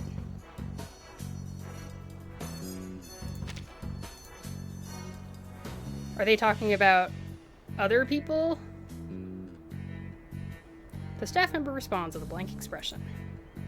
Medicine Pocket shrugs. They kneel down and open up a leather case. 1 week is more than enough for a genius like them to upgrade an old apparatus. This is the second version of the sampling device for asymmetrical nuclide R, boasting improved sensitivity compared to its predecessor. I remember this got brought up previously, and I can't remember what it is. I really wanted to test this in Vienna. Oh well, better than nothing. Alright, now, I'm gonna walk a little further from the immunity zone so the samples are easier to gather. The ideal distance is 1,500 kilometers, but, oh, don't worry, not gonna do that. Even I can't run that fast. They hold the sampling device in their hands and step across the boundary. Behind them, the staff member starts his timer, a skeptical look on his face. Now behold, the important moment when I prove the dorks in Laplace wrong about asymmetrical nuclide R. Oh, really? The room is as dark and dusty as when Enigma last saw it, but to him, it's a sanctuary. The towering piles of files and outdated equipment immediately isolate him from the rest of the world. Finally, he is back in his fortress. Now, hypothetically, if the storm research were to succeed, 2 things should have been done. He scribbles quickly on the dusty whiteboard. Safe usage of the ritual for Arcanus. Mass production of the ritual for humans. And to find out the safe way to use it, we have to... have the power to wield it. Minimize the side effects. This is what Lucy was thinking. The Awakened met the casting requirements of the incantation, and Ulrich succeeded, while the other Arcanists did not feel the same miraculous blessing like he did. So as long as we eliminate the side effects, they'll be able to inscribe the incantation and mass produce it for the humans. One problem is, only the Awakened can carry out the experiments, and there's not many of them around. It'll take too long. There's no way to do this in 24 hours. Yeah. Heck, it could take months or even years. There must be something else we can do. But you are not an Arcanist. Why should you play by their rules?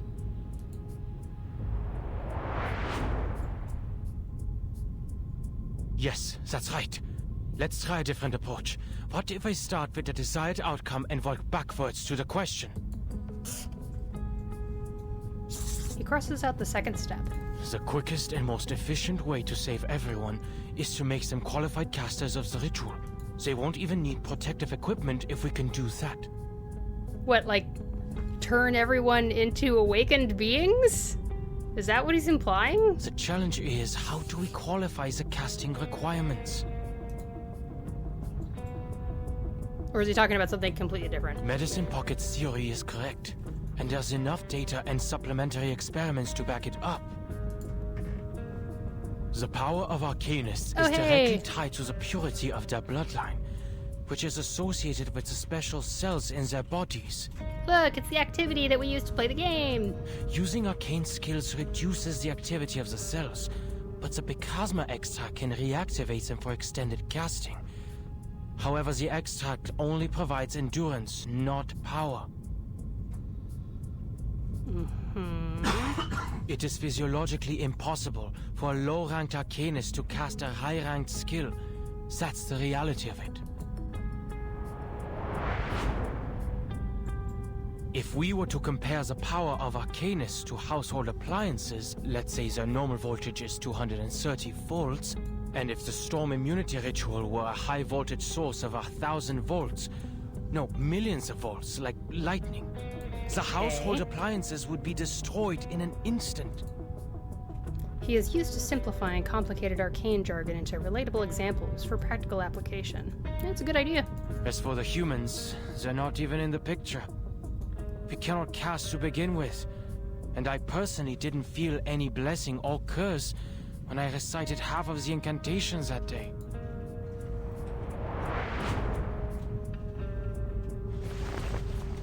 He falls back into his chair, rubbing at his temple. The researcher struggles against his defeatist mindset, but the hopelessness is hard to ignore. Think, how can I get everyone to meet the casting requirements of the ritual? Forget what's theoretically impossible. The Arcanum never gave a damn about certainties. I've been reminded plenty that logic does not apply to things like this. Irritated, he pushes the papers aside and pulls a book of Arcanum from the mountain of clutter.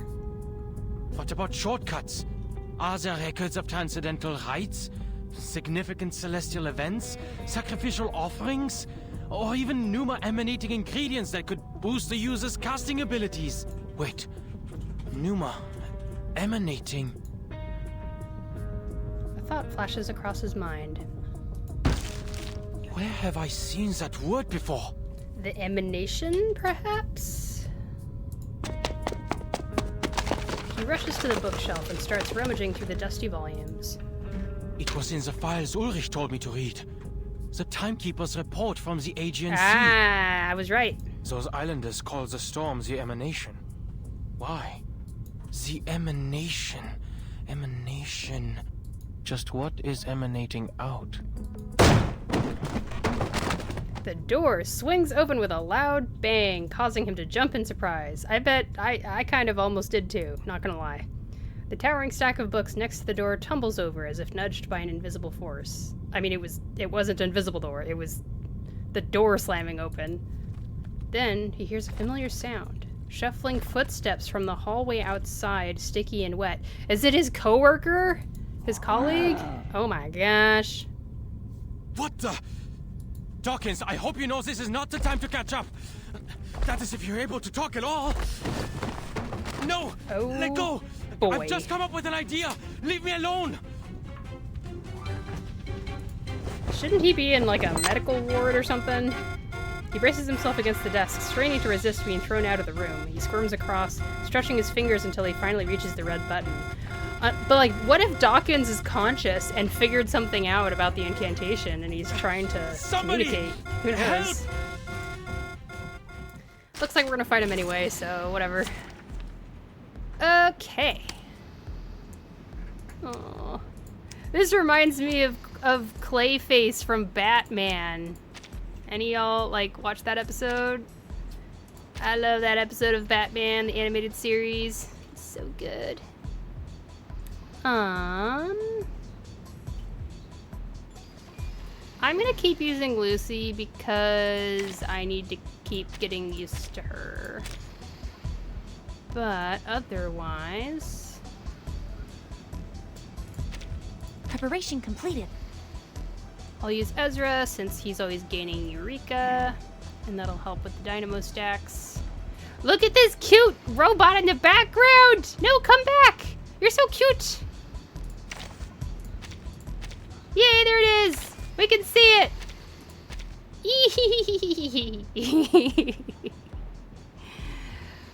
Aw, it looks just like my cousin. It's so cute.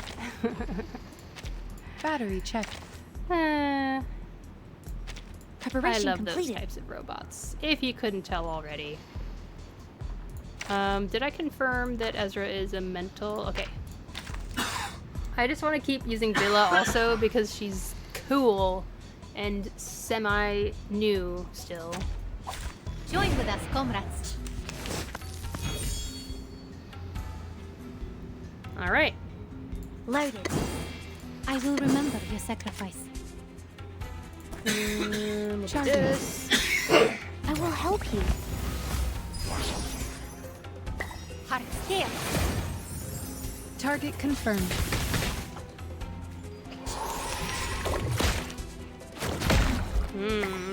I don't have any cleansing capabilities right now. I admire your courage.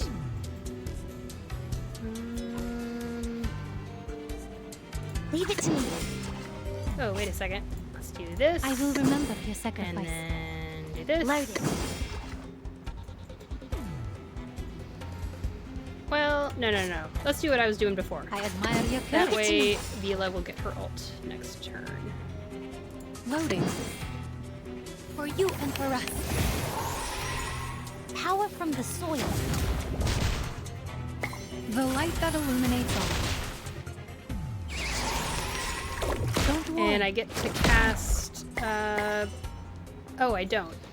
Wait, so what did the dynamo get used on? Did it get used on her attack? I think?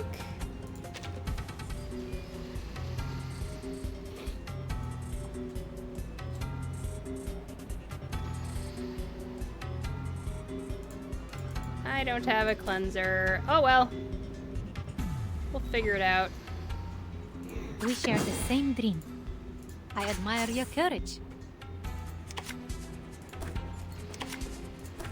Charging. To a brighter future for everyone. Using Vila when you have earbuds in is awesome. Sharp bang. Or when you have headphones in. Aim and shoot.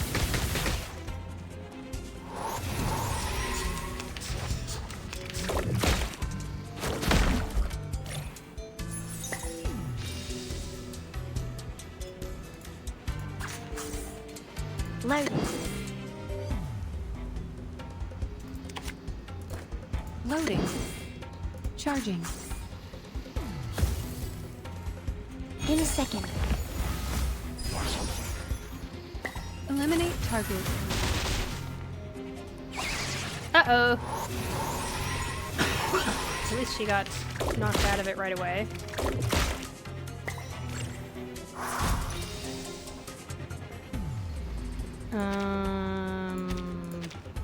This.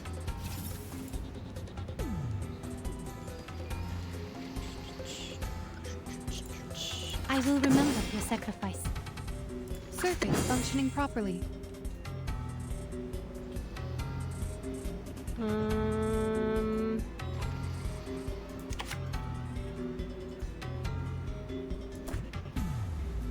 Loading. Heart scared. I, robot, child of science.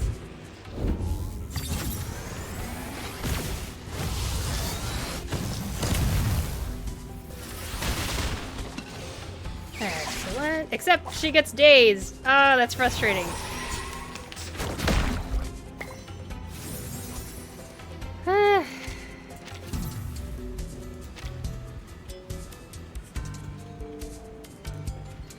Oh yeah, leadership. Okay, right.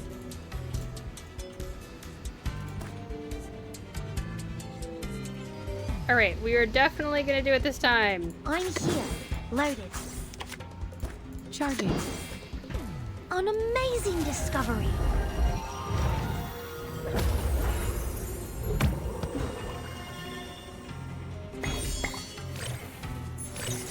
Please cease resistance.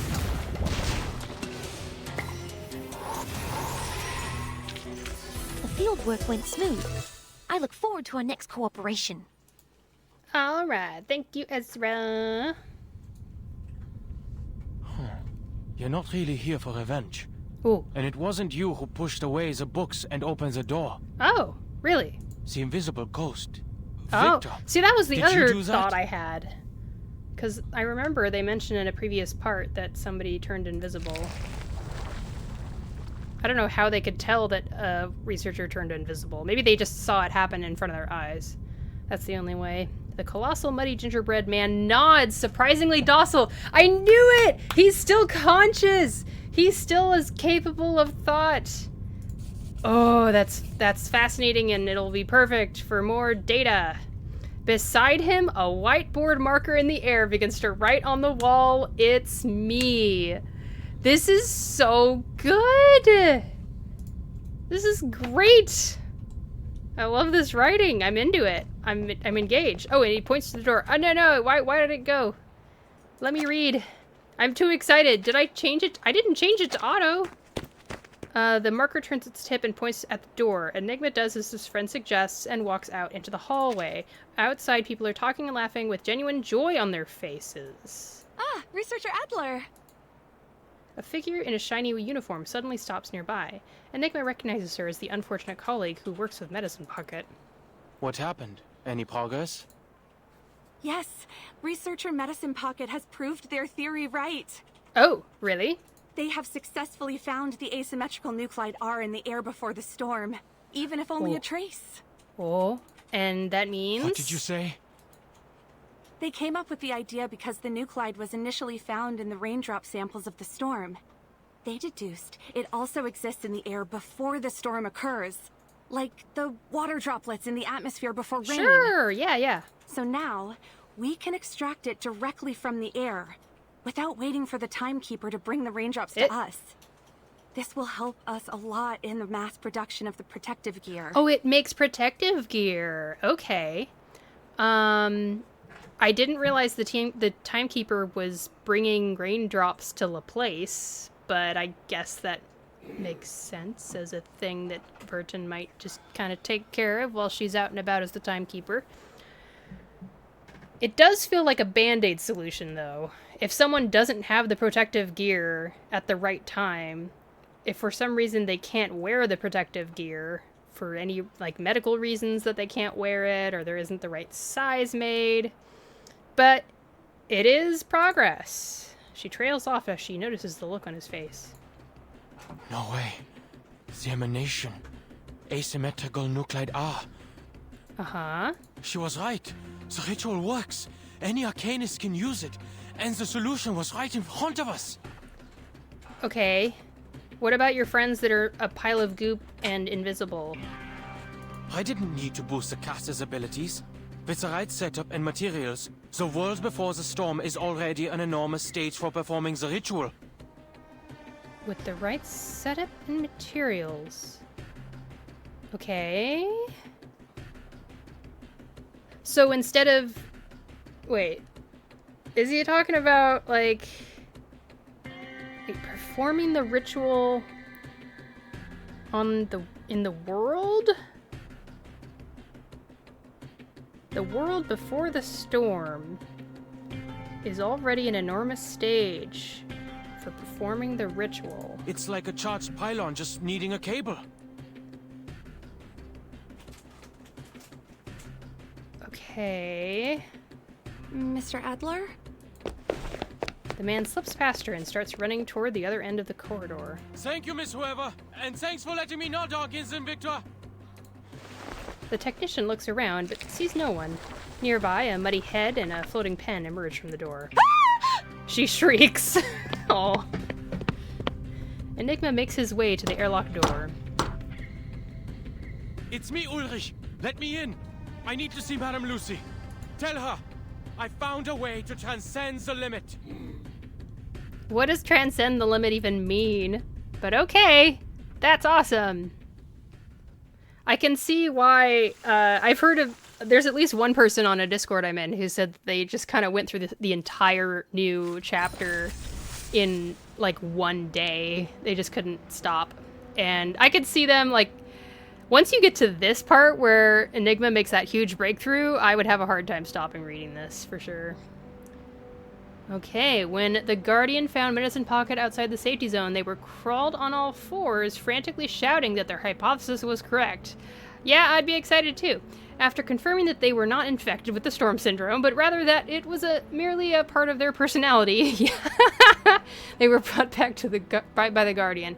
This experiment proved that the outside air before the storm contained a large amount of asymmetrical nucleotide R, and the performance of the second-generation sampling device was fully verified, confirming its ability to accurately record the concentration changes of asymmetric nucleate R in the air per minute.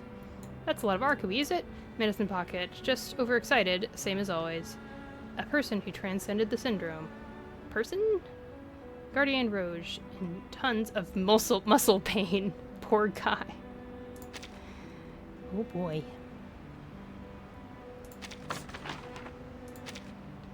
Yay, yay, yay! hard mode time!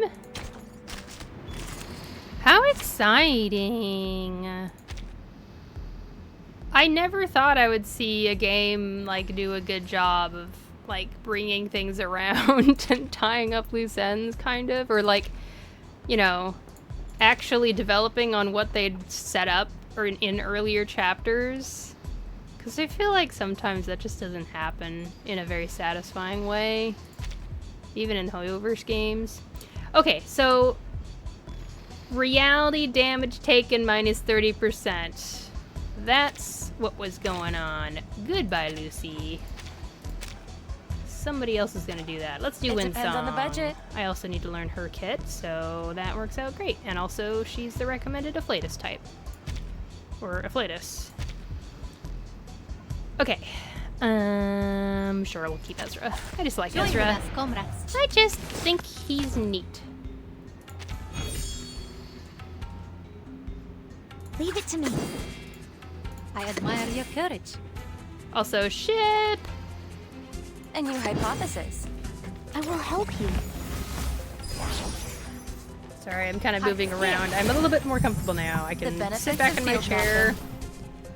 Pardon me. I'm gonna mute the microphone so that I can fix the mic without making noises in your guys' ears.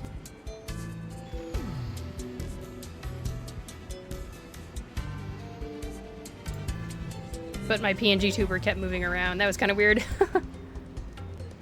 Okay.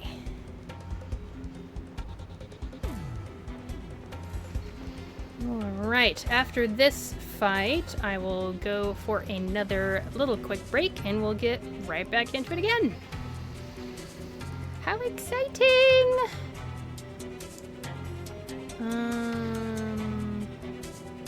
Loading.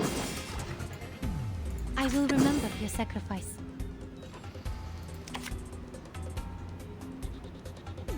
+1 Eureka.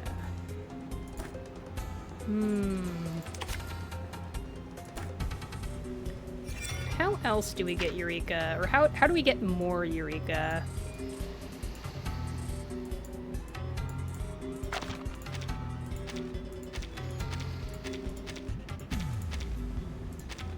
You basically have to be patient, it looks like. The ult gives 2 Eureka. Oh, you gain 1 Eureka from rehabilitation. Oh, okay. I'll use this.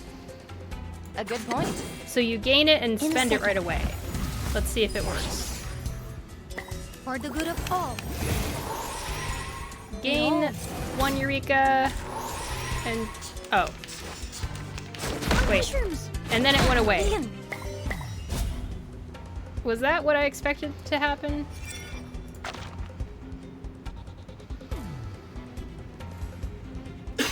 Maybe you're supposed to start with 2 Eureka.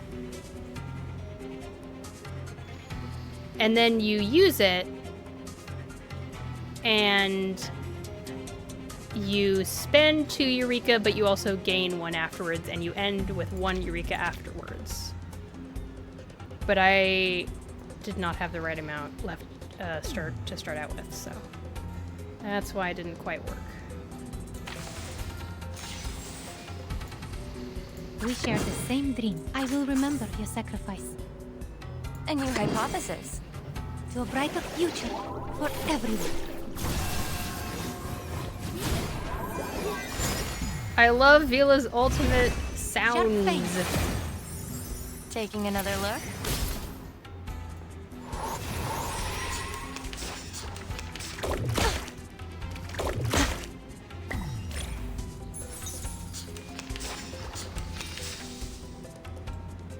Oh, I could use this to give her an extra Eureka.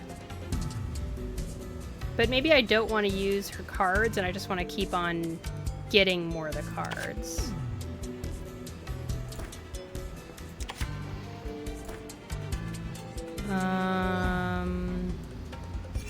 Because you want a lot of cards there, don't you? So that her ult uses a bunch of cards in a row.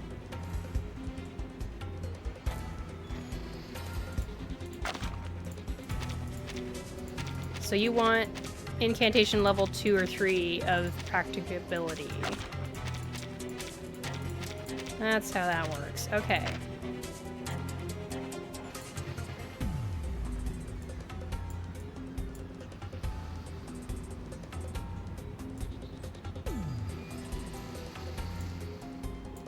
Okay. I'm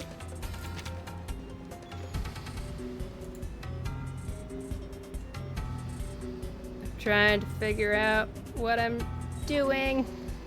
I'm here, with everyone.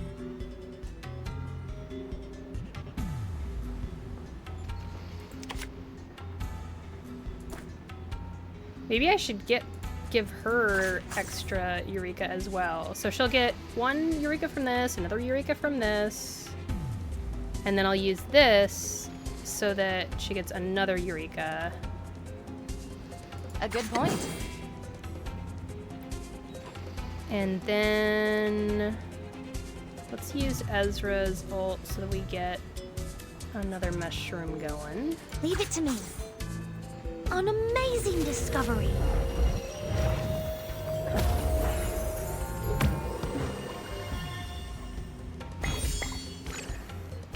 Mushroom sounds. The benefits of field mapping. Please, take good care of yourself.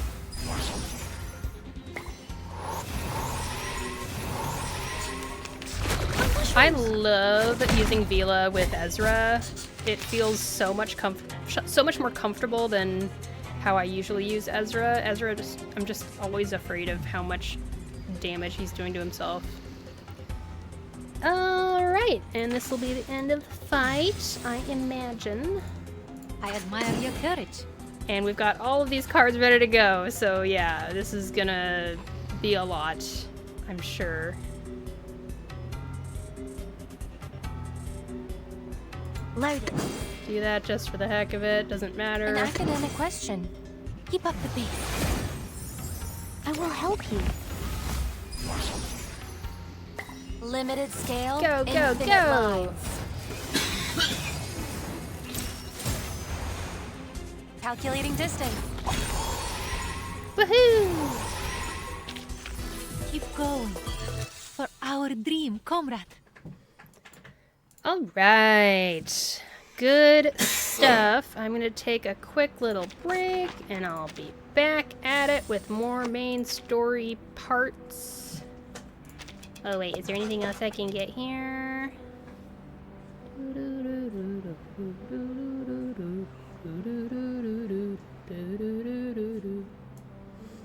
Boop, boop, boo.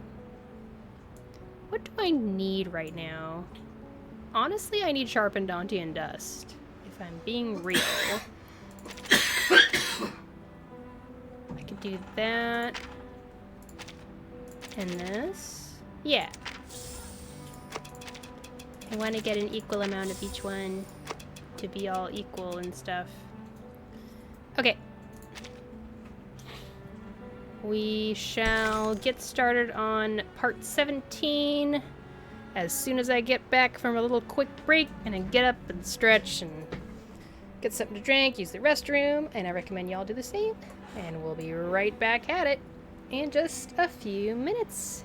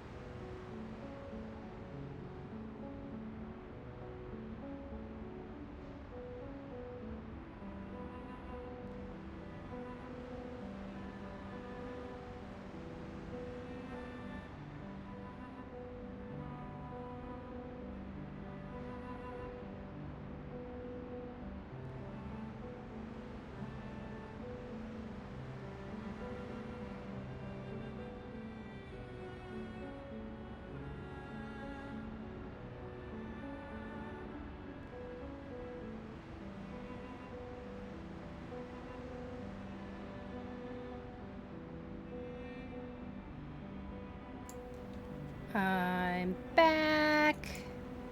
Let's get back to business to defeat the Huns. Yeah. All right. Oops. Click, tap. Anything else change out here? Nope. Of course it wouldn't. Ooh, I keep getting more... What are we calling it? Clear drops? I keep wanting to call this dust, but it's not.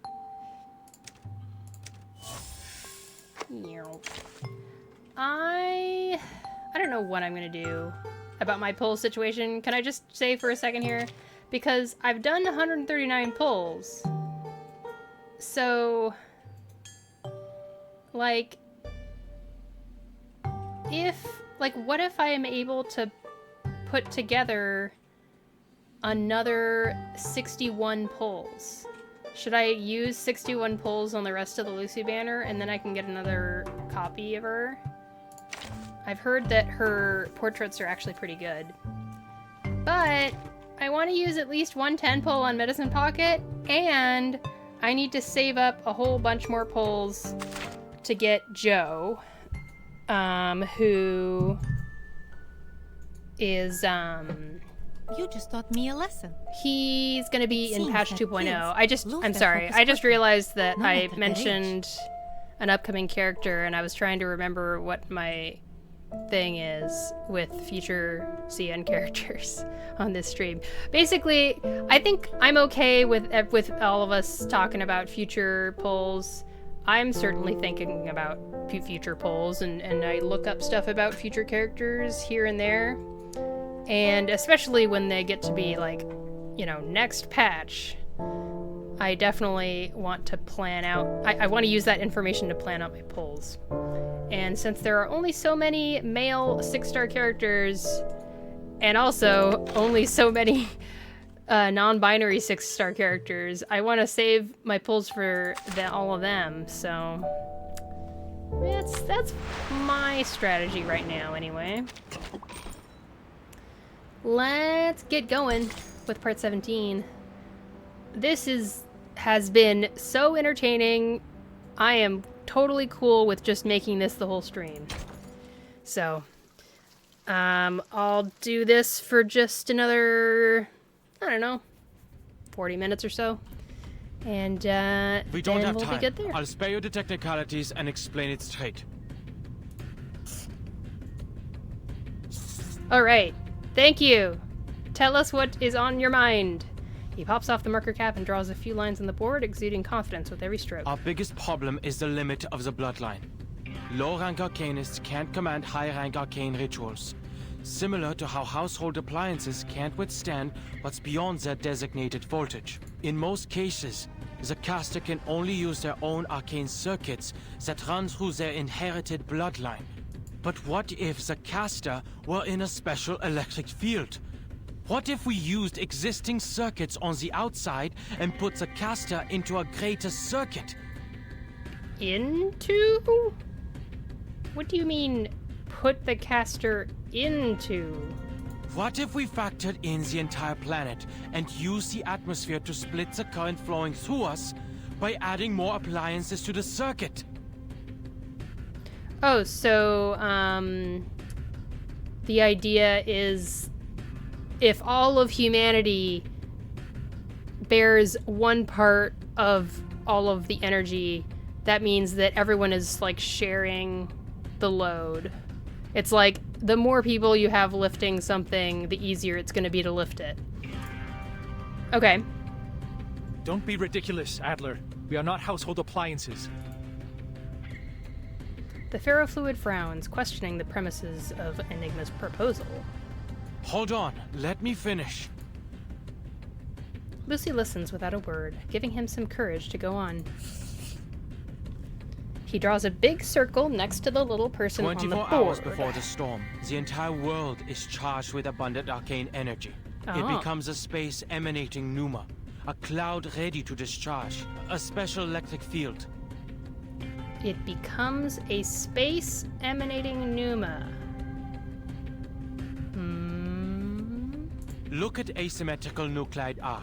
The key to the storm immunity was inside the storm all along. Okay. And look at how the Mandragora is the antidote to its own poison. The solution can be hidden in the question itself. What the heck is a Mandragora? I've never heard that word before in this game. Have you? Am I forgetting something? The arcane energy a caster inherently lacks can be borrowed from the surroundings during the storm. We just need a way to induct that energy. Oh. Okay.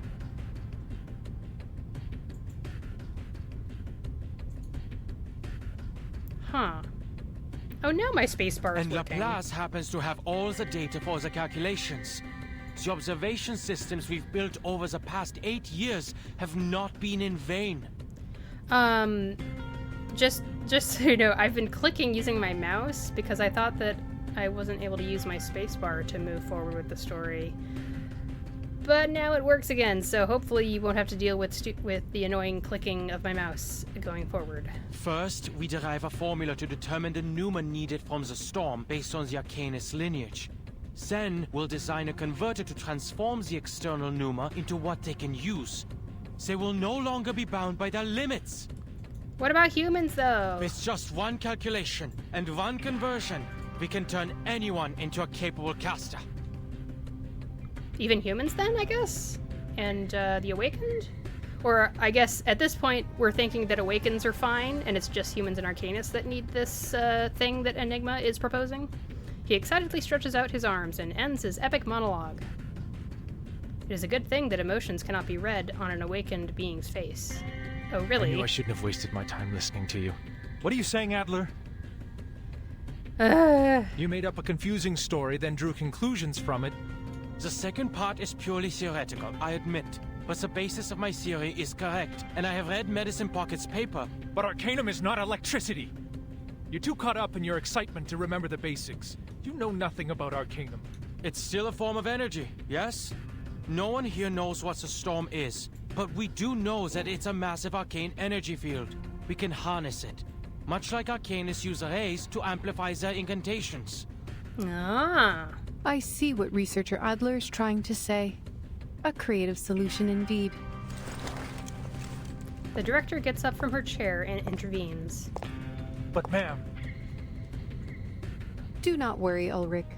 I also have noticed that humans could be smart and stupid at the same time. Perhaps that is why they need to have their work peer-reviewed. Well, yeah. Sure, yeah. What? Why is Stream Elements doing a notification again? I haven't... Okay, I'm sorry. Can I just... I'm just gonna pause reading the story for 1 second to make sure I'm not losing it. I have Stream Elements set up so that it'll do certain things in chat.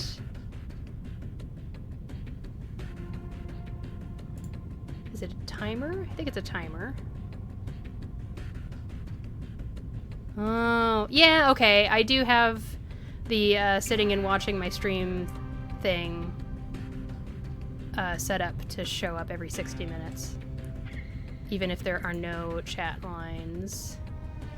Maybe I'll change that to 1. Save. Okay. I just wanted to, you know, if I don't do it now, I'll probably forget.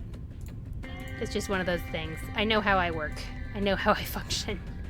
Let's move forward with the story. Thanks?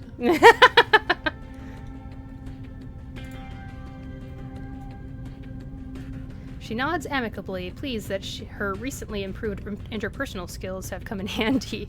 I know, that was, that back and forth went not awfully. It didn't go great, but it didn't go terribly either. There is a type of electrophotography invented by Semyon Kirlian and his wife Valentina Kirlian in 1939 that depicts the energy field surrounding an object or body. It was later used by Laplace as a method of measuring arcane power, notably for the storm observation systems. Through it, we are able to capture and measure the arcane light or aura that is invisible to the naked eye. Wasting no more time on mediation, the robot comes to a conclusion. The plan of researcher Adler is feasible. Laplace also has the technology to support it.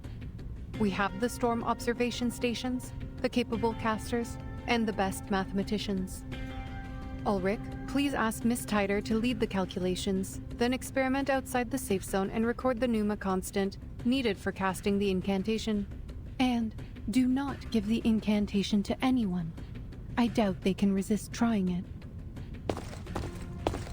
Ulrich lets out a reluctant hum and leaves the room as instructed. Simone, please contact Researcher X. His balancing helmet could be the prototype for our converter. That helmet balances the energy field in and out of our bodies, and was once used to protect researchers working with dangerous arcane skills. We could boost its power and use it as a substitute for Adler's converter. But we should postpone their testing request until we have completed our experiments on the side effects. This bit here feels like it got recorded at different times, because her voice is kind of changing a little bit, but it is what it is. Okay. Her assistant gives a quick nod and begins drafting the notice. The tasks are quickly assigned to the right people in less than a minute. Only one person seems to have been left out. What about me, ma'am? Should I go with the calculations team or help with the converter? He takes a tentative step forward, curious about his role in this endeavor. She's gonna tell him to just go back to his room. I wanted to talk about that. You have proven to us the value of human thoughts and perspectives. I am glad that your struggles with the bottle did not damage your brain, Adler. What? Okay, thanks for calling him a drunk. I am confident that your discoveries will save many lives in the storm once implemented. The bottle? But it's been 7 years. She just keeps on smiling. Oh no. But you overlooked one thing in your plan. What about your people? The humans who can never cast incantations. So, yeah, it's not gonna work for them? An apt question. They were not included in the plan. I just came up with something that took the least steps to reach the desired outcome. To save humans, they'll have to rely on equipment. Only when we have better control over the ritual can we store it on arcane devices for mass production. Only when we have better control over the ritual can we store it on arcane devices for mass production. Like, for human use? Okay. Then you should go perfect it. Huh? We only have 16 hours and 30 minutes until the storm. There's not enough time to... The feasible part of your plan is in motion, and all of Laplace will provide the help we need. We will make it work. As for yourself, perfect your plan so we can save everyone, including the humans. Hell yeah! And we only have 16 hours and 30 minutes to find a solution. I feel like rushing is just gonna mean more loss of lives, personally, if this were real life, but obviously this is not real life, so... Go for it, Enigma! You can do it! The directions are given. Clear, precise, with no room for ambiguity. Understood. I will think of something. You're right about this one. Wow! He directly was like, you are right. I agree. That's amazing! He turns and walks away with long, purposeful strides. Behind Lucy, Simone has finished drafting. There was no way he overlooked his own race. Yet, he still gave up his own people and brought this plan to us. Were we too hard on him? Were we? She turns nonchalantly and sits back in her chair. But I made the right decision. The internal line rings. The assistant puts down the list of side effects and grabs the phone. Yes. Yes. We will provide the tech support. She ends the call with a grave expression on her face. It was Xeno, Mom. They lost contact with Team Timekeeper 3 hours ago. They're asking us for tech support. They have to make contact with the island immediately. Yeah, what's going down there? Ooh.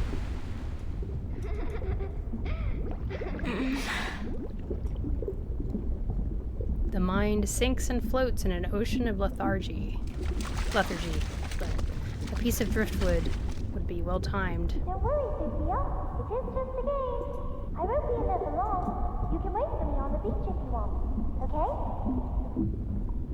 The wood dissolves into foam. No! 37! Don't!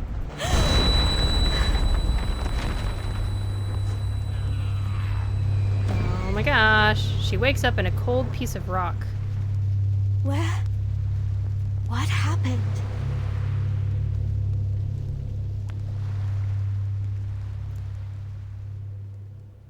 They keep just teasing the war, and then they don't let us stay in the scene to experience it. On the universal application of the storm immunity in formal departments, the experiment has made some new progress. We will use the atmospheric asymmetrical nucleotide R to complete the storm immunity incantation for universal application. All personnel with computer programming experience and no specific duties should immediately assist Miss John Tudor. Also, if anyone sees Researcher X, inform him to stop slacking off immediately. We need his inventions. A ritual, using Arcanum to steal electricity? Typical human thinking. It was suggested by Adler. His first real work in 8 years. God bless Franklin. Wait, Franklin?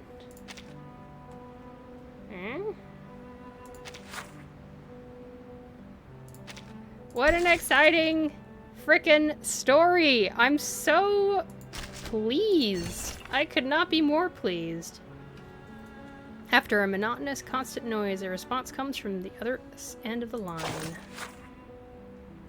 Regarding Xena's request for assistance in establishing a dedicated communication line with the Timekeeper, we hope to understand the details. The exact content of the communication is a military secret. I cannot divulge the details. The Scientific Community Center needs to understand the purpose of Xena's establishment of communication to judge whether it is worth diverting manpower to build a dedicated line. Xena's purpose is a military secret. I cannot divulge the details. Next, I will ask some simple questions. If you continue to answer with, I cannot divulge details, I will take it as a sign of admission. Do you understand? I am not authorized to answer that question. Very well. Then is Xeno preparing for a military operation against the Manus Vindictae and therefore needs to establish communication with the Timekeeper for this purpose? I cannot divulge the details. Good. This operation will ensure the Timekeeper's safety then, won't it? I cannot divulge the details. This is an unconventional operation, isn't it? I cannot divulge the details. This operation will was most likely inspired by the Pax Security Council, correct? We are soldiers. Soldiers act on orders, miss. Xeno then hung up the call. What the heck? Okay, I got a little confused about who was talking to who. Xeno's request for assistance in establishing a dedicated communication line with the Timekeeper. Xeno is doing a military operation.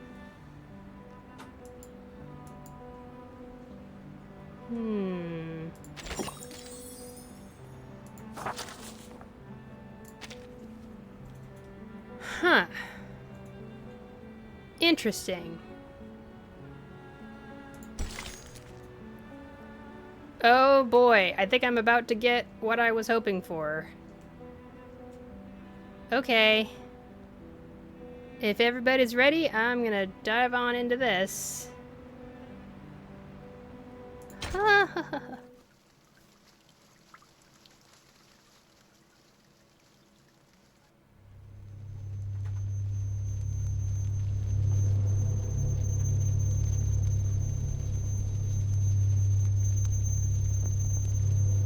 The smell of gunpowder hangs in the air. The once magnificent columns are now reduced to rubble and irregular stones. Blood rings in her ears, drowning out all other sounds. Why?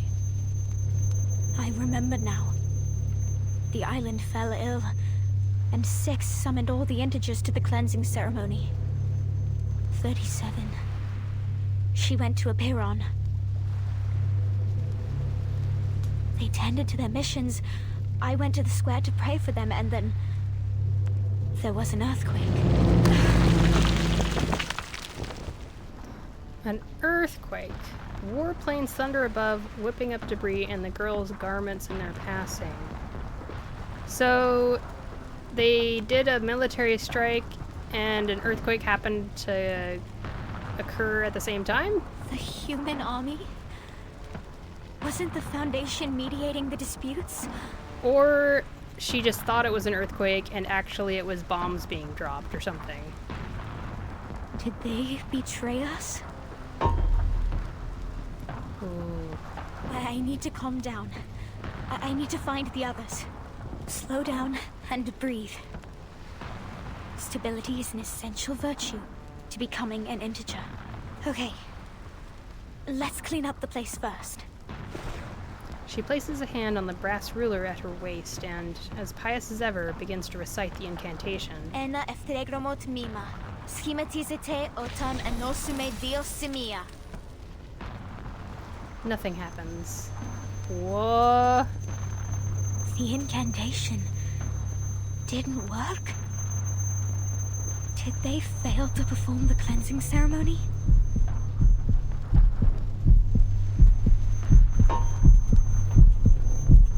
What the heck?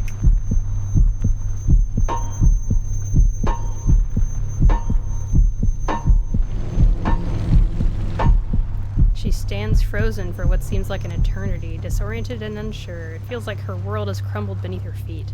But then she notices a familiar figure in the distance. Is that 42?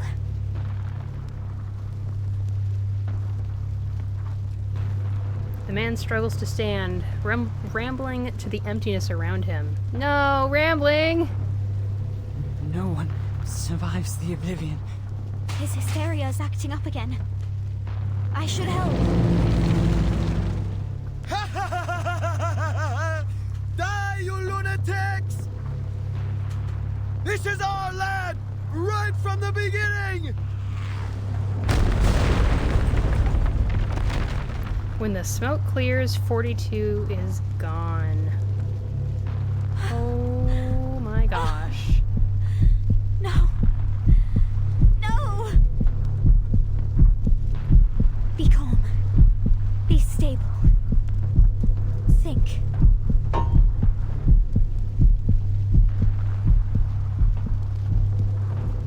I have to go check on him. I can do this.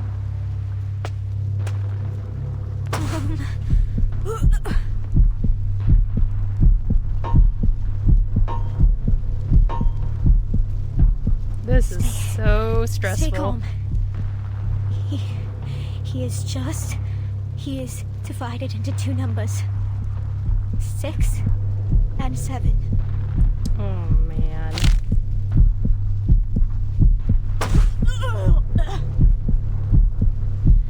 I have to find the others. I have to tell them about 42. Sophia! What are you doing here?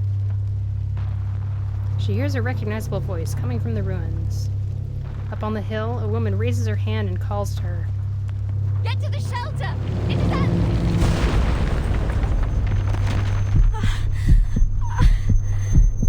Miss 18! No! I can't... This can't be happening.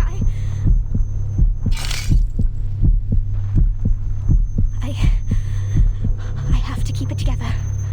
Move. Sophia, get to the cave. Dang. Find... Sophia! A quiet sob comes from the bushes. A child cowers in the foliage, shaking in terror.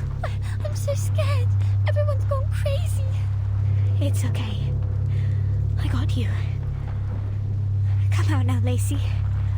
We will go find the others. But the child stares at her in a panic, hugging her knees even closer to her chest. No, no, I don't want to see them. They will go crazy. Everyone. A droplet of paint emerges on her face. No, the syndrome! Lacey, your face. But Lacey brushes her hand away. She turns around and runs deeper into the forest.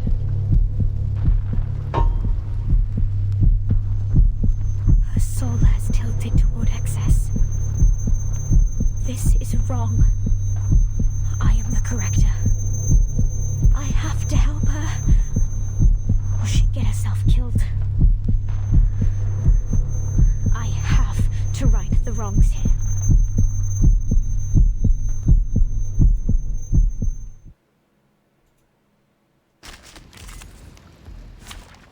Oh my gosh. This is so sad. My gosh.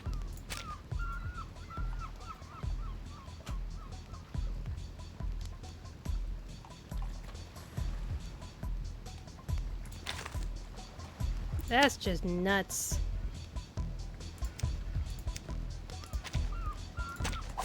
Join with us, comrades. And now we're fighting the islanders, I guess. Golly. I admire your courage. A new hypothesis. Keep up the pace. I will help you. Taking another look?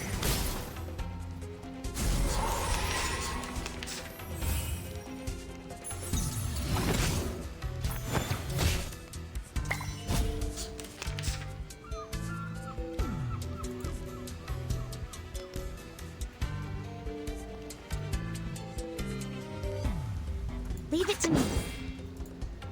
I will remember your sacrifice. A good point. In a second. For the good of all.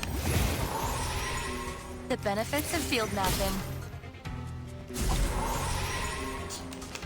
Sorry I'm so quiet. I'm just absolutely blown away by that part there. That is absolutely chilling.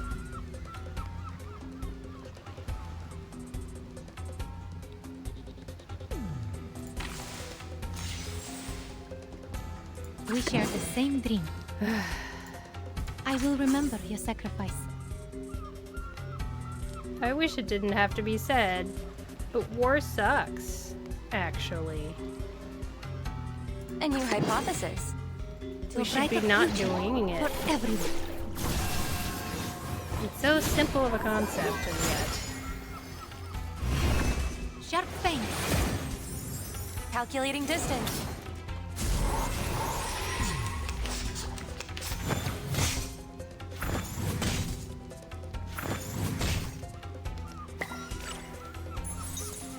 And also, it seems like the attack, it's basically happening because all of these soldiers were set up and waiting to be given the signal to attack, but then the storm triggered them to do the attack.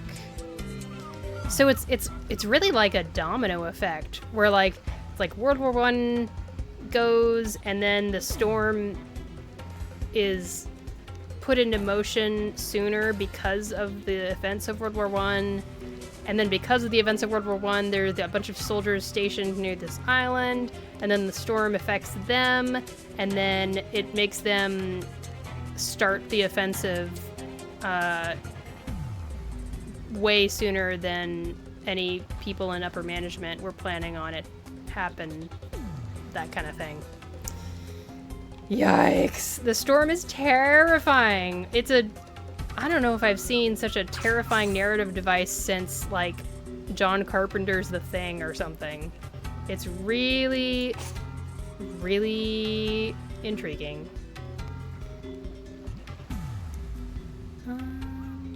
Loaded.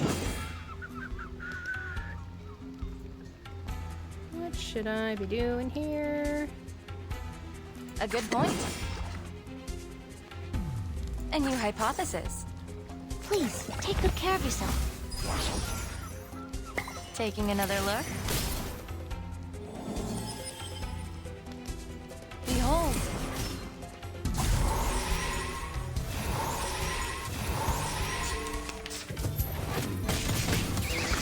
Watch out! Liam, cheer up! Ooh. My mushrooms! Ah! So, what's the deal here?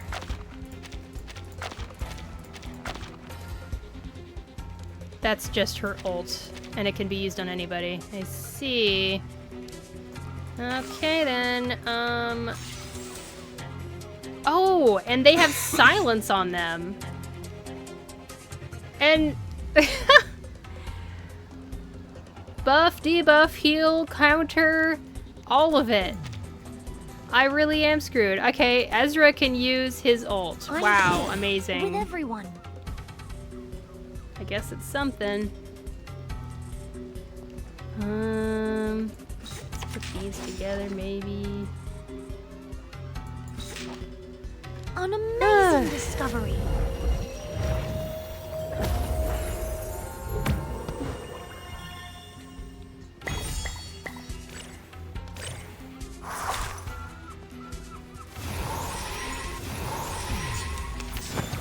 Alright, now let's get this going. Don't worry.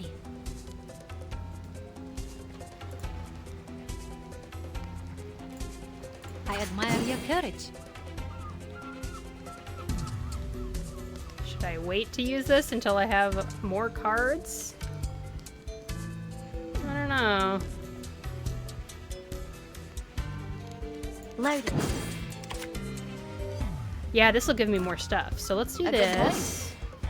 Keep up the pace. In a second. Consider it a part of me learning how Windsong works. No other study could show you this.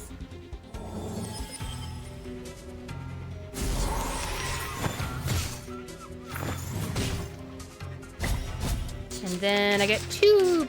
Wait, I get 3 precast cards, maybe. Is that how that works? And then... I will remember your An sacrifice. academic question. Leave it to me. For you and for us. Limited scale, infinite lines. Calculating distance. Please, take good care of yourself. Oh, there's another wave coming. Oops. I should have saved my ult for that wave. Oh well. Oh well. I admire your courage.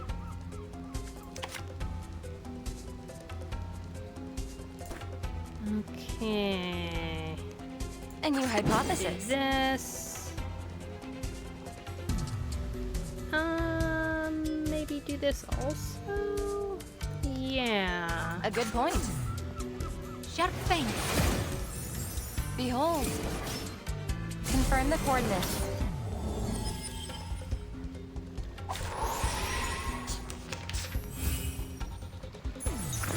Don't worry.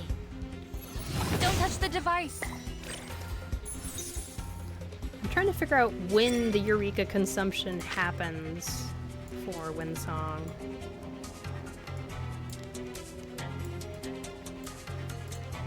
It feels like when you use this, and it says spend 2 Eureka to deal blah blah blah and convert excess crit rate blah blah blah.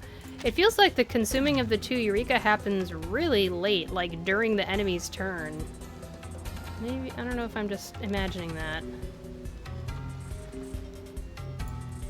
We share the same dream.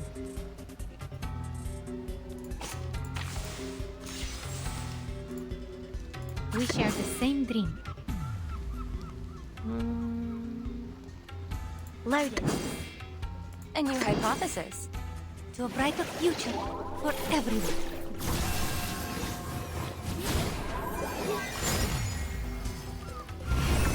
Please cease resistance.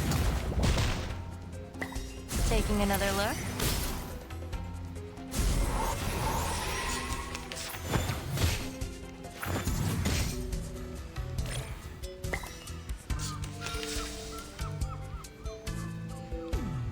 Okay. I'm here, with everyone.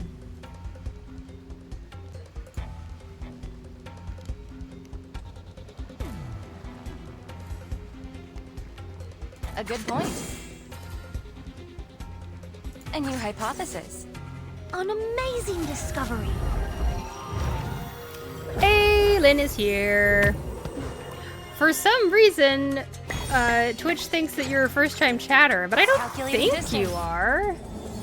How confusing. But welcome No to the other chat study could either show me way.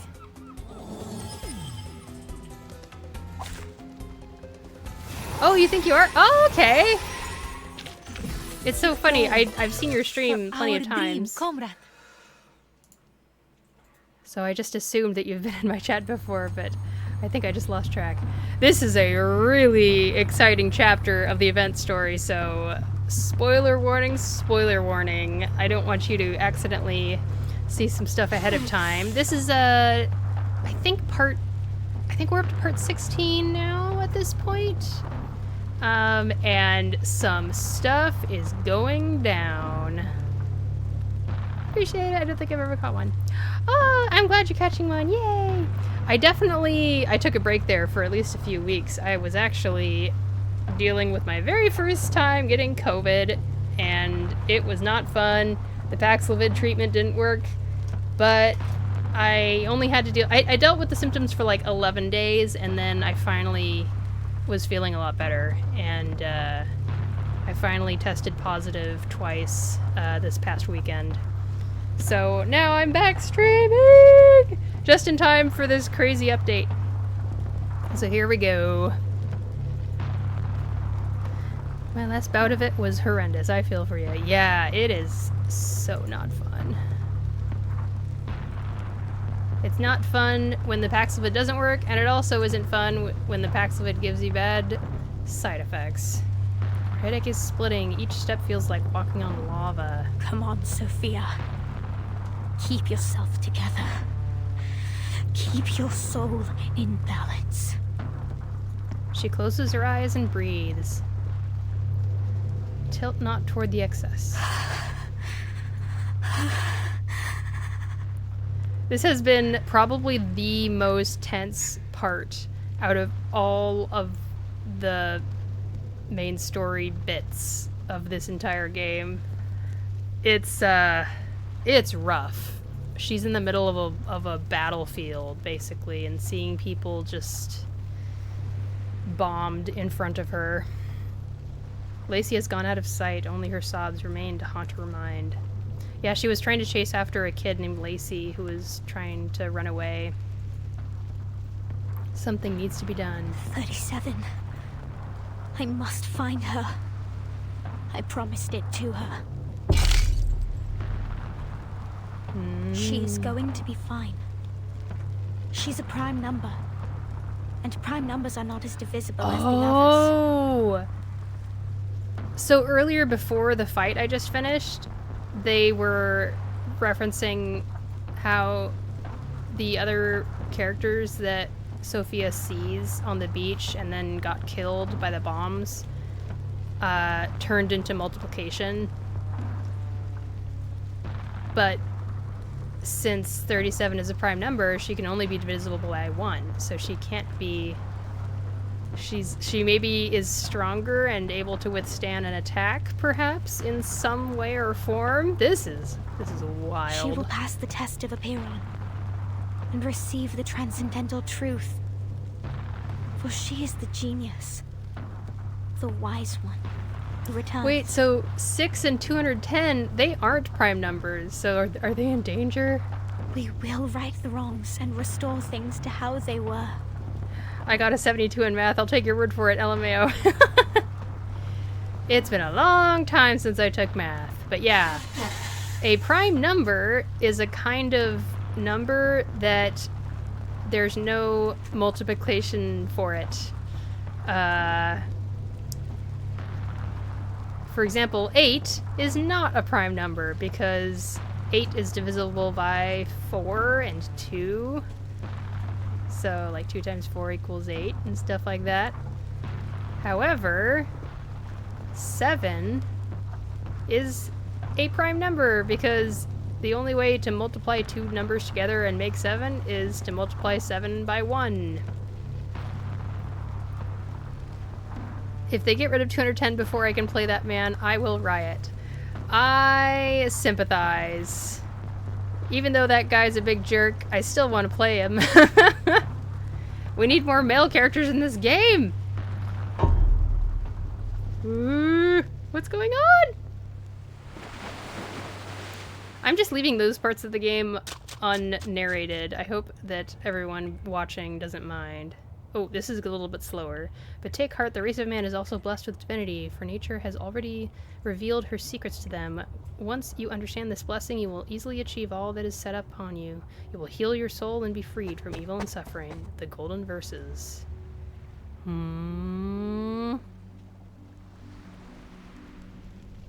A ray of light breaks through the darkness. It's the music! The music is playing! You really waited for me. Oh. What happened to your clothes? Did you fall on your way here? 37, are you not looking around at the destruction? As always, she tilts her head curiously. She has not yet seen the chaos of war. She remains innocent, untouched by the dust of the phenomenal world. 37, I'm so glad to see you. You passed the test. You did it. You seem emotional. Why? I told you it wasn't going to be difficult. 37. Things don't seem right out there. Sophia desperately grabs 37's arm.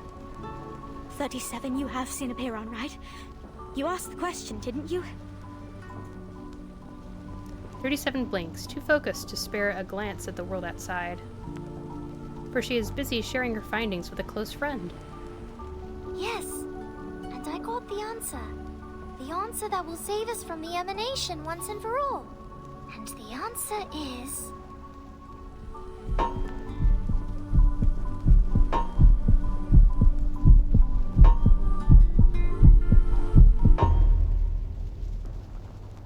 Whoa, what was that? That was foreboding. What did 37 say? Is that it? The one true answer from a Piron is a string of numbers? Maybe you could give it to Laplace, and they can do something with the numbers. 37 nods, having just recited the last number. Yes, because the transcendental truth is beyond the limits of our mortal flesh. It cannot be described by words, seen by eyes, interpreted by logic, or perceived by the senses. It is passed to us in a form we can understand. Numbers. This is the key to the truth. Give me some time and I can decode it. Oh, we have to decode it. Okay. Just like Marcus's incantation that she figured out. Warplanes still roar in the sky. Oh boy. Smoke still chokes the air. Her lungs burn with every breath she takes. Time is ticking and people are dying. Helplessly, mercilessly. Time. 37. How long do you need? Oh, that's a good question. Oh, that's a really good question. A month or a week? I will spend all my time working on it. It is not an easy question. Could be the hardest one I've ever dealt with in my life. But I will get there. And then we will be freed from all these problems once and for all. But you're gonna be emanated before then, right? Even if we don't know its meaning yet, it will eventually lead us to the kingdom of truth.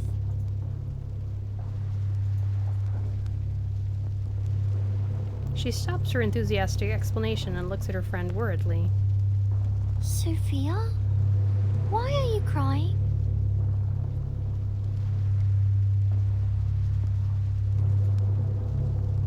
Sophia looks up at her. Tears stream down her cheeks. That long? 37. A truth that distant won't change. What's in front of us now? She breaks free from her friend's grasp and races into the smoke and dust of the phenomenal world. What? Where are you going? No!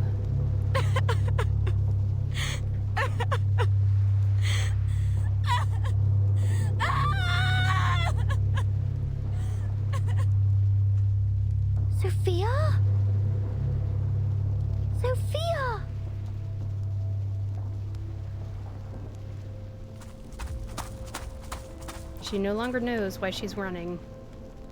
She no longer knows the purpose of her existence. She only knows of the wild, fiery sensation rising in her chest.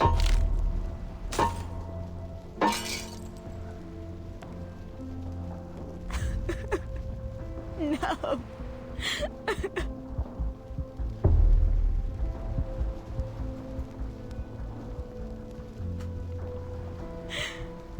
Calm yourself, Sophia.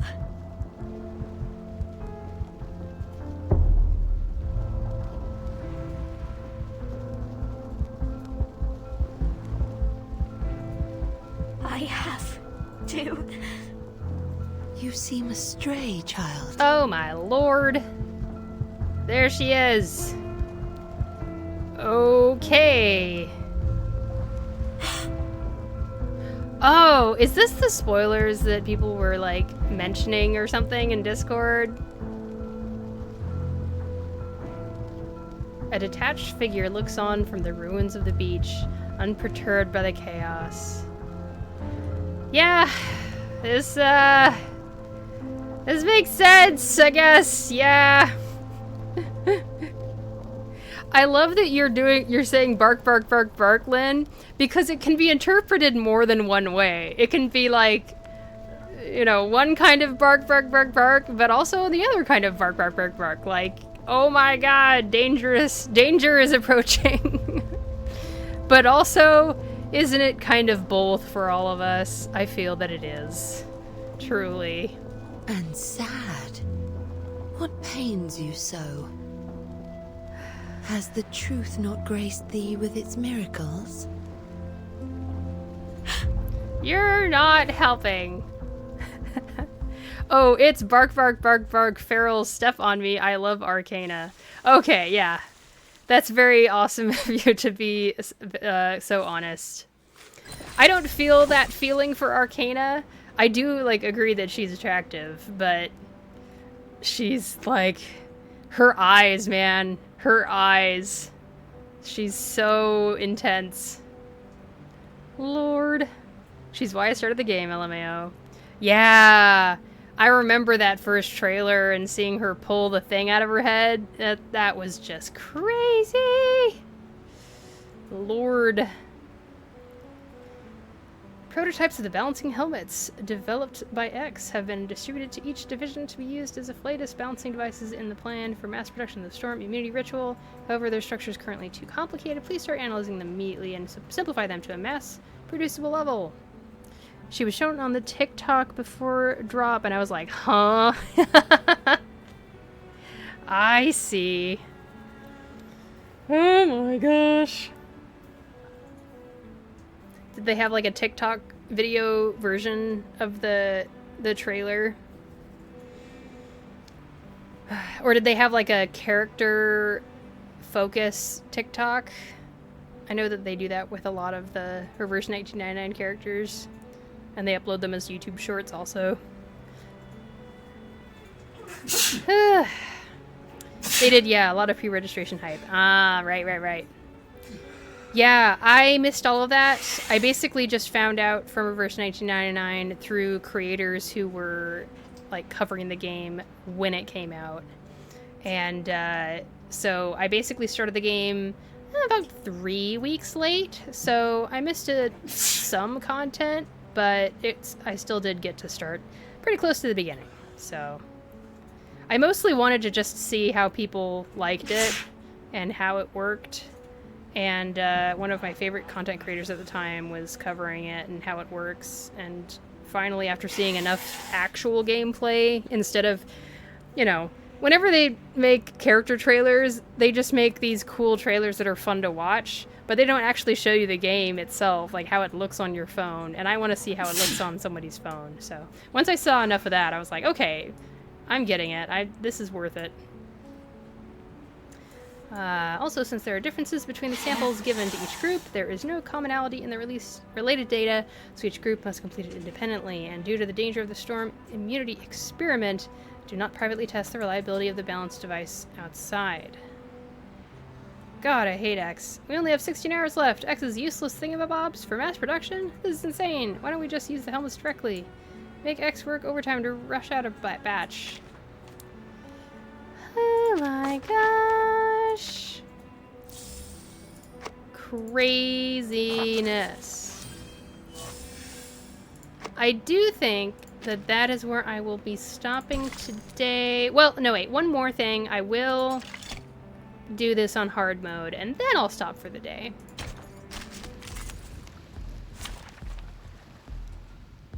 Oh, there's that heartbeat. Oh my gosh. Huh. I'm trying to figure out what's a good team setup here. Everyone else is using 37 and Lucy and whatnot. I guess I could bring Lucy back in. Oh, mental damage taken minus 30%. Wait, is that all of them? Mental damage taken minus 30%. Yep.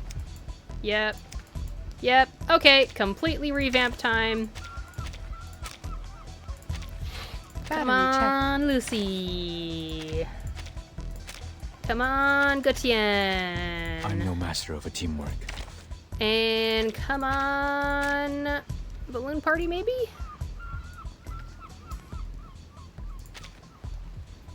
I guess?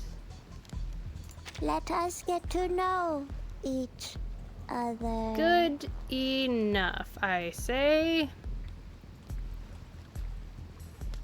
Yeah, even though they're weaker Flatus, it's fine. They're not, like, you know, DPS users, DPS units. Okay. Now this is my chance. I'm gonna show how much I've figured out how Lucy works. I swear. Definitely.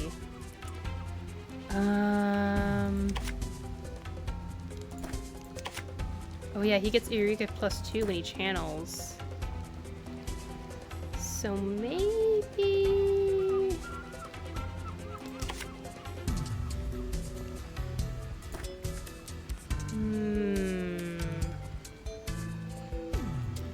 If I do channel on him...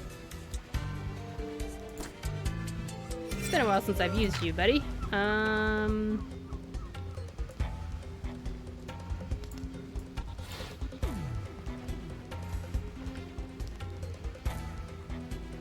Shape of bones on a random enemy.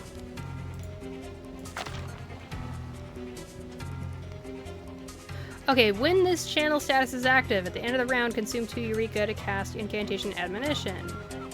If there isn't enough Eureka, all Eureka is used up. If there's 0 after casting, the status is removed. So he does get to use the channel mass attack once. Let's just test things out.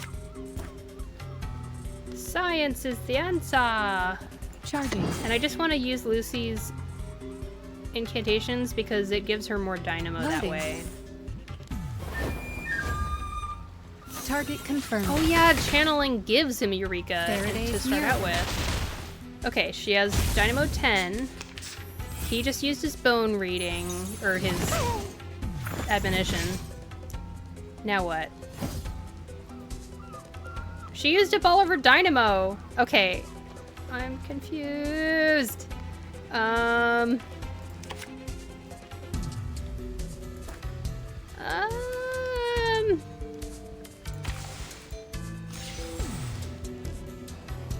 I need to track how Lucy frickin' works.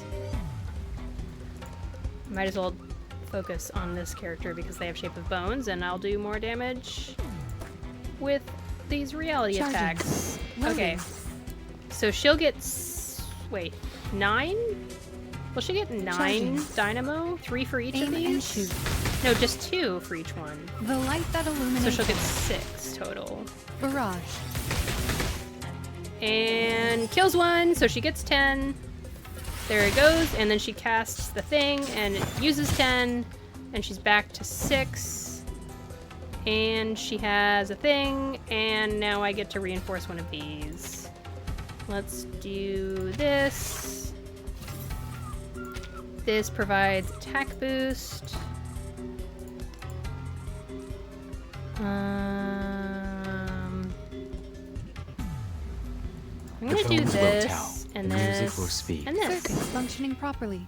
This is not a mistake made by man. Pardon me. I, Robot, child of science.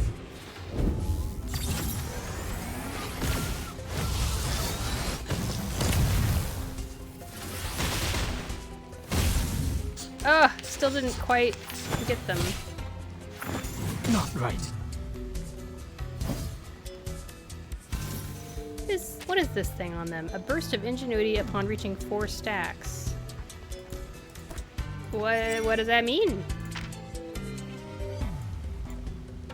It doesn't say what it means. Oh, consume 4 stacks to cast ultimate. Okay. Oh, they don't gain Moxie. Okay.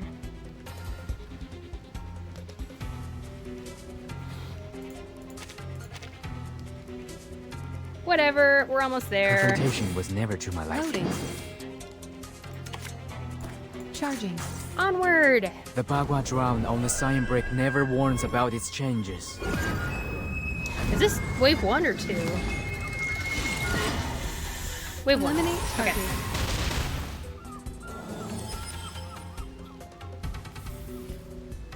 Whoa, she got a ton of dynamo just now. Because she killed 2 enemies.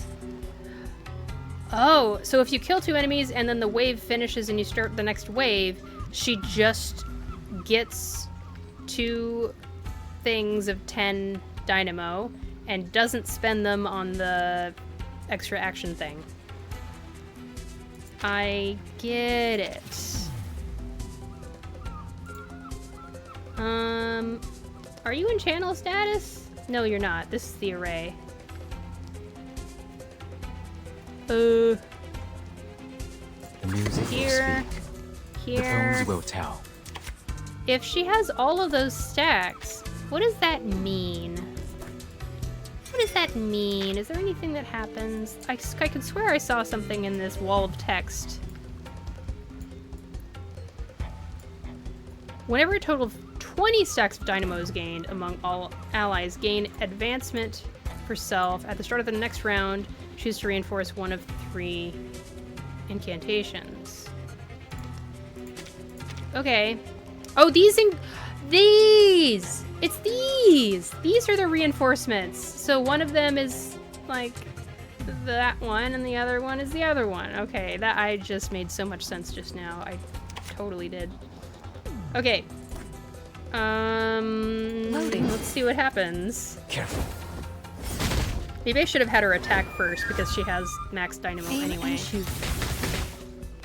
Okay, kills 1.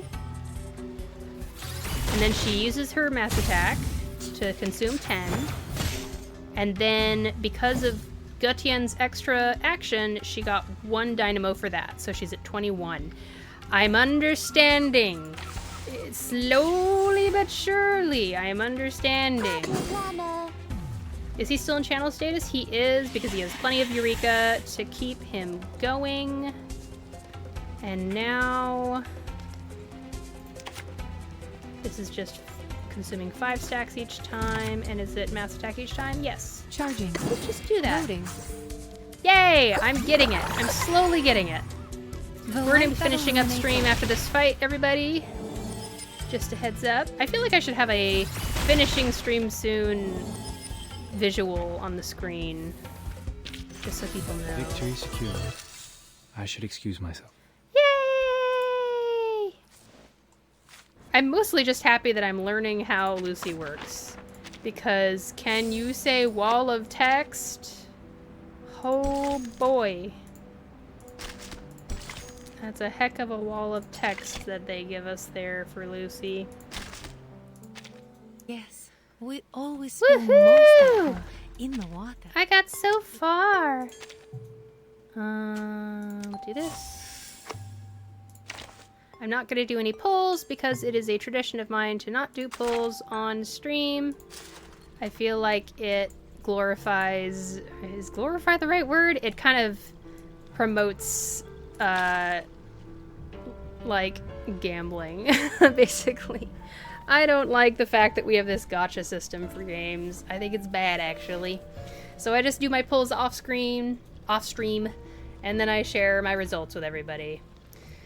So, how far did we get? We got through part 18. Man, oh man. And next coming up, it looks like we're gonna go find, if that blonde hair is anything to go by, that's 6. What? Go back here. Yes. Unlock things. Don't want any of this yet. I do want some sharpened Dantes though. What about like, let's just do 5 of that. Oop. 5 of this. Alright. That was absolutely wild. Thank you, Lynn, for showing up for the last bit with Arcana. I'm glad that you could provide the barking while I could not. Sometimes I feel bad when I don't have the same reaction that other people do to these characters, because I know that people feel a certain way about Arcana. I don't really feel that way. I feel like characters like her are a dime of a dozen personally. I said it! But, you know, I still think she's intimidating as heck, and that's a really fascinating and awesome character trait to have. Woo! And it seems she's taking Sophia under her wing. Her drippy, drippy, black, oily wing. Oh my gosh. I'm gonna have to process so much of what I just saw. That was nuts. I feel like I'll still be doing more of main story when it comes to my Friday stream. So, while I normally don't announce what I'm going to be streaming ahead of time, I'm just saying, when it gets to be Friday, I don't think I'll have finished the story by then, by any means. However, if I get into just a mood and I want to play Honkai Star Rail instead, I might do that. Unfortunately, when you're ADHD, you just kind of go where the wind blows, pretty much. The wind that is my brain. Either way, I plan to pick whatever I think will make the most fun stream. And this was pretty out there. Chat was pretty quiet for most of it, but I hope it was fun for people watching the VOD, and I hope people listening in and lurking had a nice time. And thanks for saying hi, Lynn, and Waffles, and Wardrobe Boiler Suit. I think those were the people that showed up today. Yeah. Thank you so much. I'm gonna head out now and get some dinner. Yeah, you can all follow me on social accounts and stuff as ShinyBotTV. I'm on Twitter or X, on YouTube, and here on Twitch. I tend to try to go for Monday, Wednesday, Friday stream schedule. And like I said before, I don't really plan ahead what I'm going to play, but I generally try to keep a consistent schedule in terms of when I'm going to stream. So I will try to do Friday. I think that that's definitely doable. I will be taking another quick break, not a COVID break, but just a quick positive break. Next week, Monday, Wednesday, I'll be off because I will be enjoying a little vacay. And let's see, what else? As you can see, I've got a little graphic in the top right that I got from the SAG-AFTRA website in order to show my solidarity with the video game performers who are striking for better AI protections. You can type !SAG-AFTRA strike in chat to get a link to more information about that. And also there's the petition for the boycott HYV thing that's still kind of out there. Even if, like, you know, even if people may be expressing their wants from Hoyoverse in different ways. I hope people can find it in their hearts to be graceful to each other and recognize that everyone is making decisions that make the most sense for them. It's definitely great to do calls of action and tell people, like, hey, you can make an impact by doing this or doing that. But I don't think it's a call to action if you're just shaming people. Like, I've seen online people be like, oh, they're not really doing it because they're playing the game, or they're not really doing it because they're streaming it, or they're not really doing it because they're only boycotting Genshin and not the other games, or, you know, whatever. And I hate it when people pick apart the way that people try to engage in activism, when it's really important to encourage each other, you know? Like, who's the bad guy here? The people that are asking for things, or, you know, the racism that Hoyoverse is showing in their games, right? So, yeah. I myself, if anyone is curious, I am basically going all free-to-play in all Hoyoverse games, and I am not streaming Genshin Impact at all. I'm not even playing it, to be honest. And I am also not streaming Zenless Zone Zero unless I really, really am just... the ADHD just overrides it, you know what I'm saying? And I do stream a little bit of Honkai Star Rail because it's the one game that is the most comfy for me, pretty much. Anyway, this is a long end of stream section. I should probably call it right there. And I'm going to go ahead and stop the recording and say goodbye to YouTube. Bye-bye! Thanks for watching the VOD!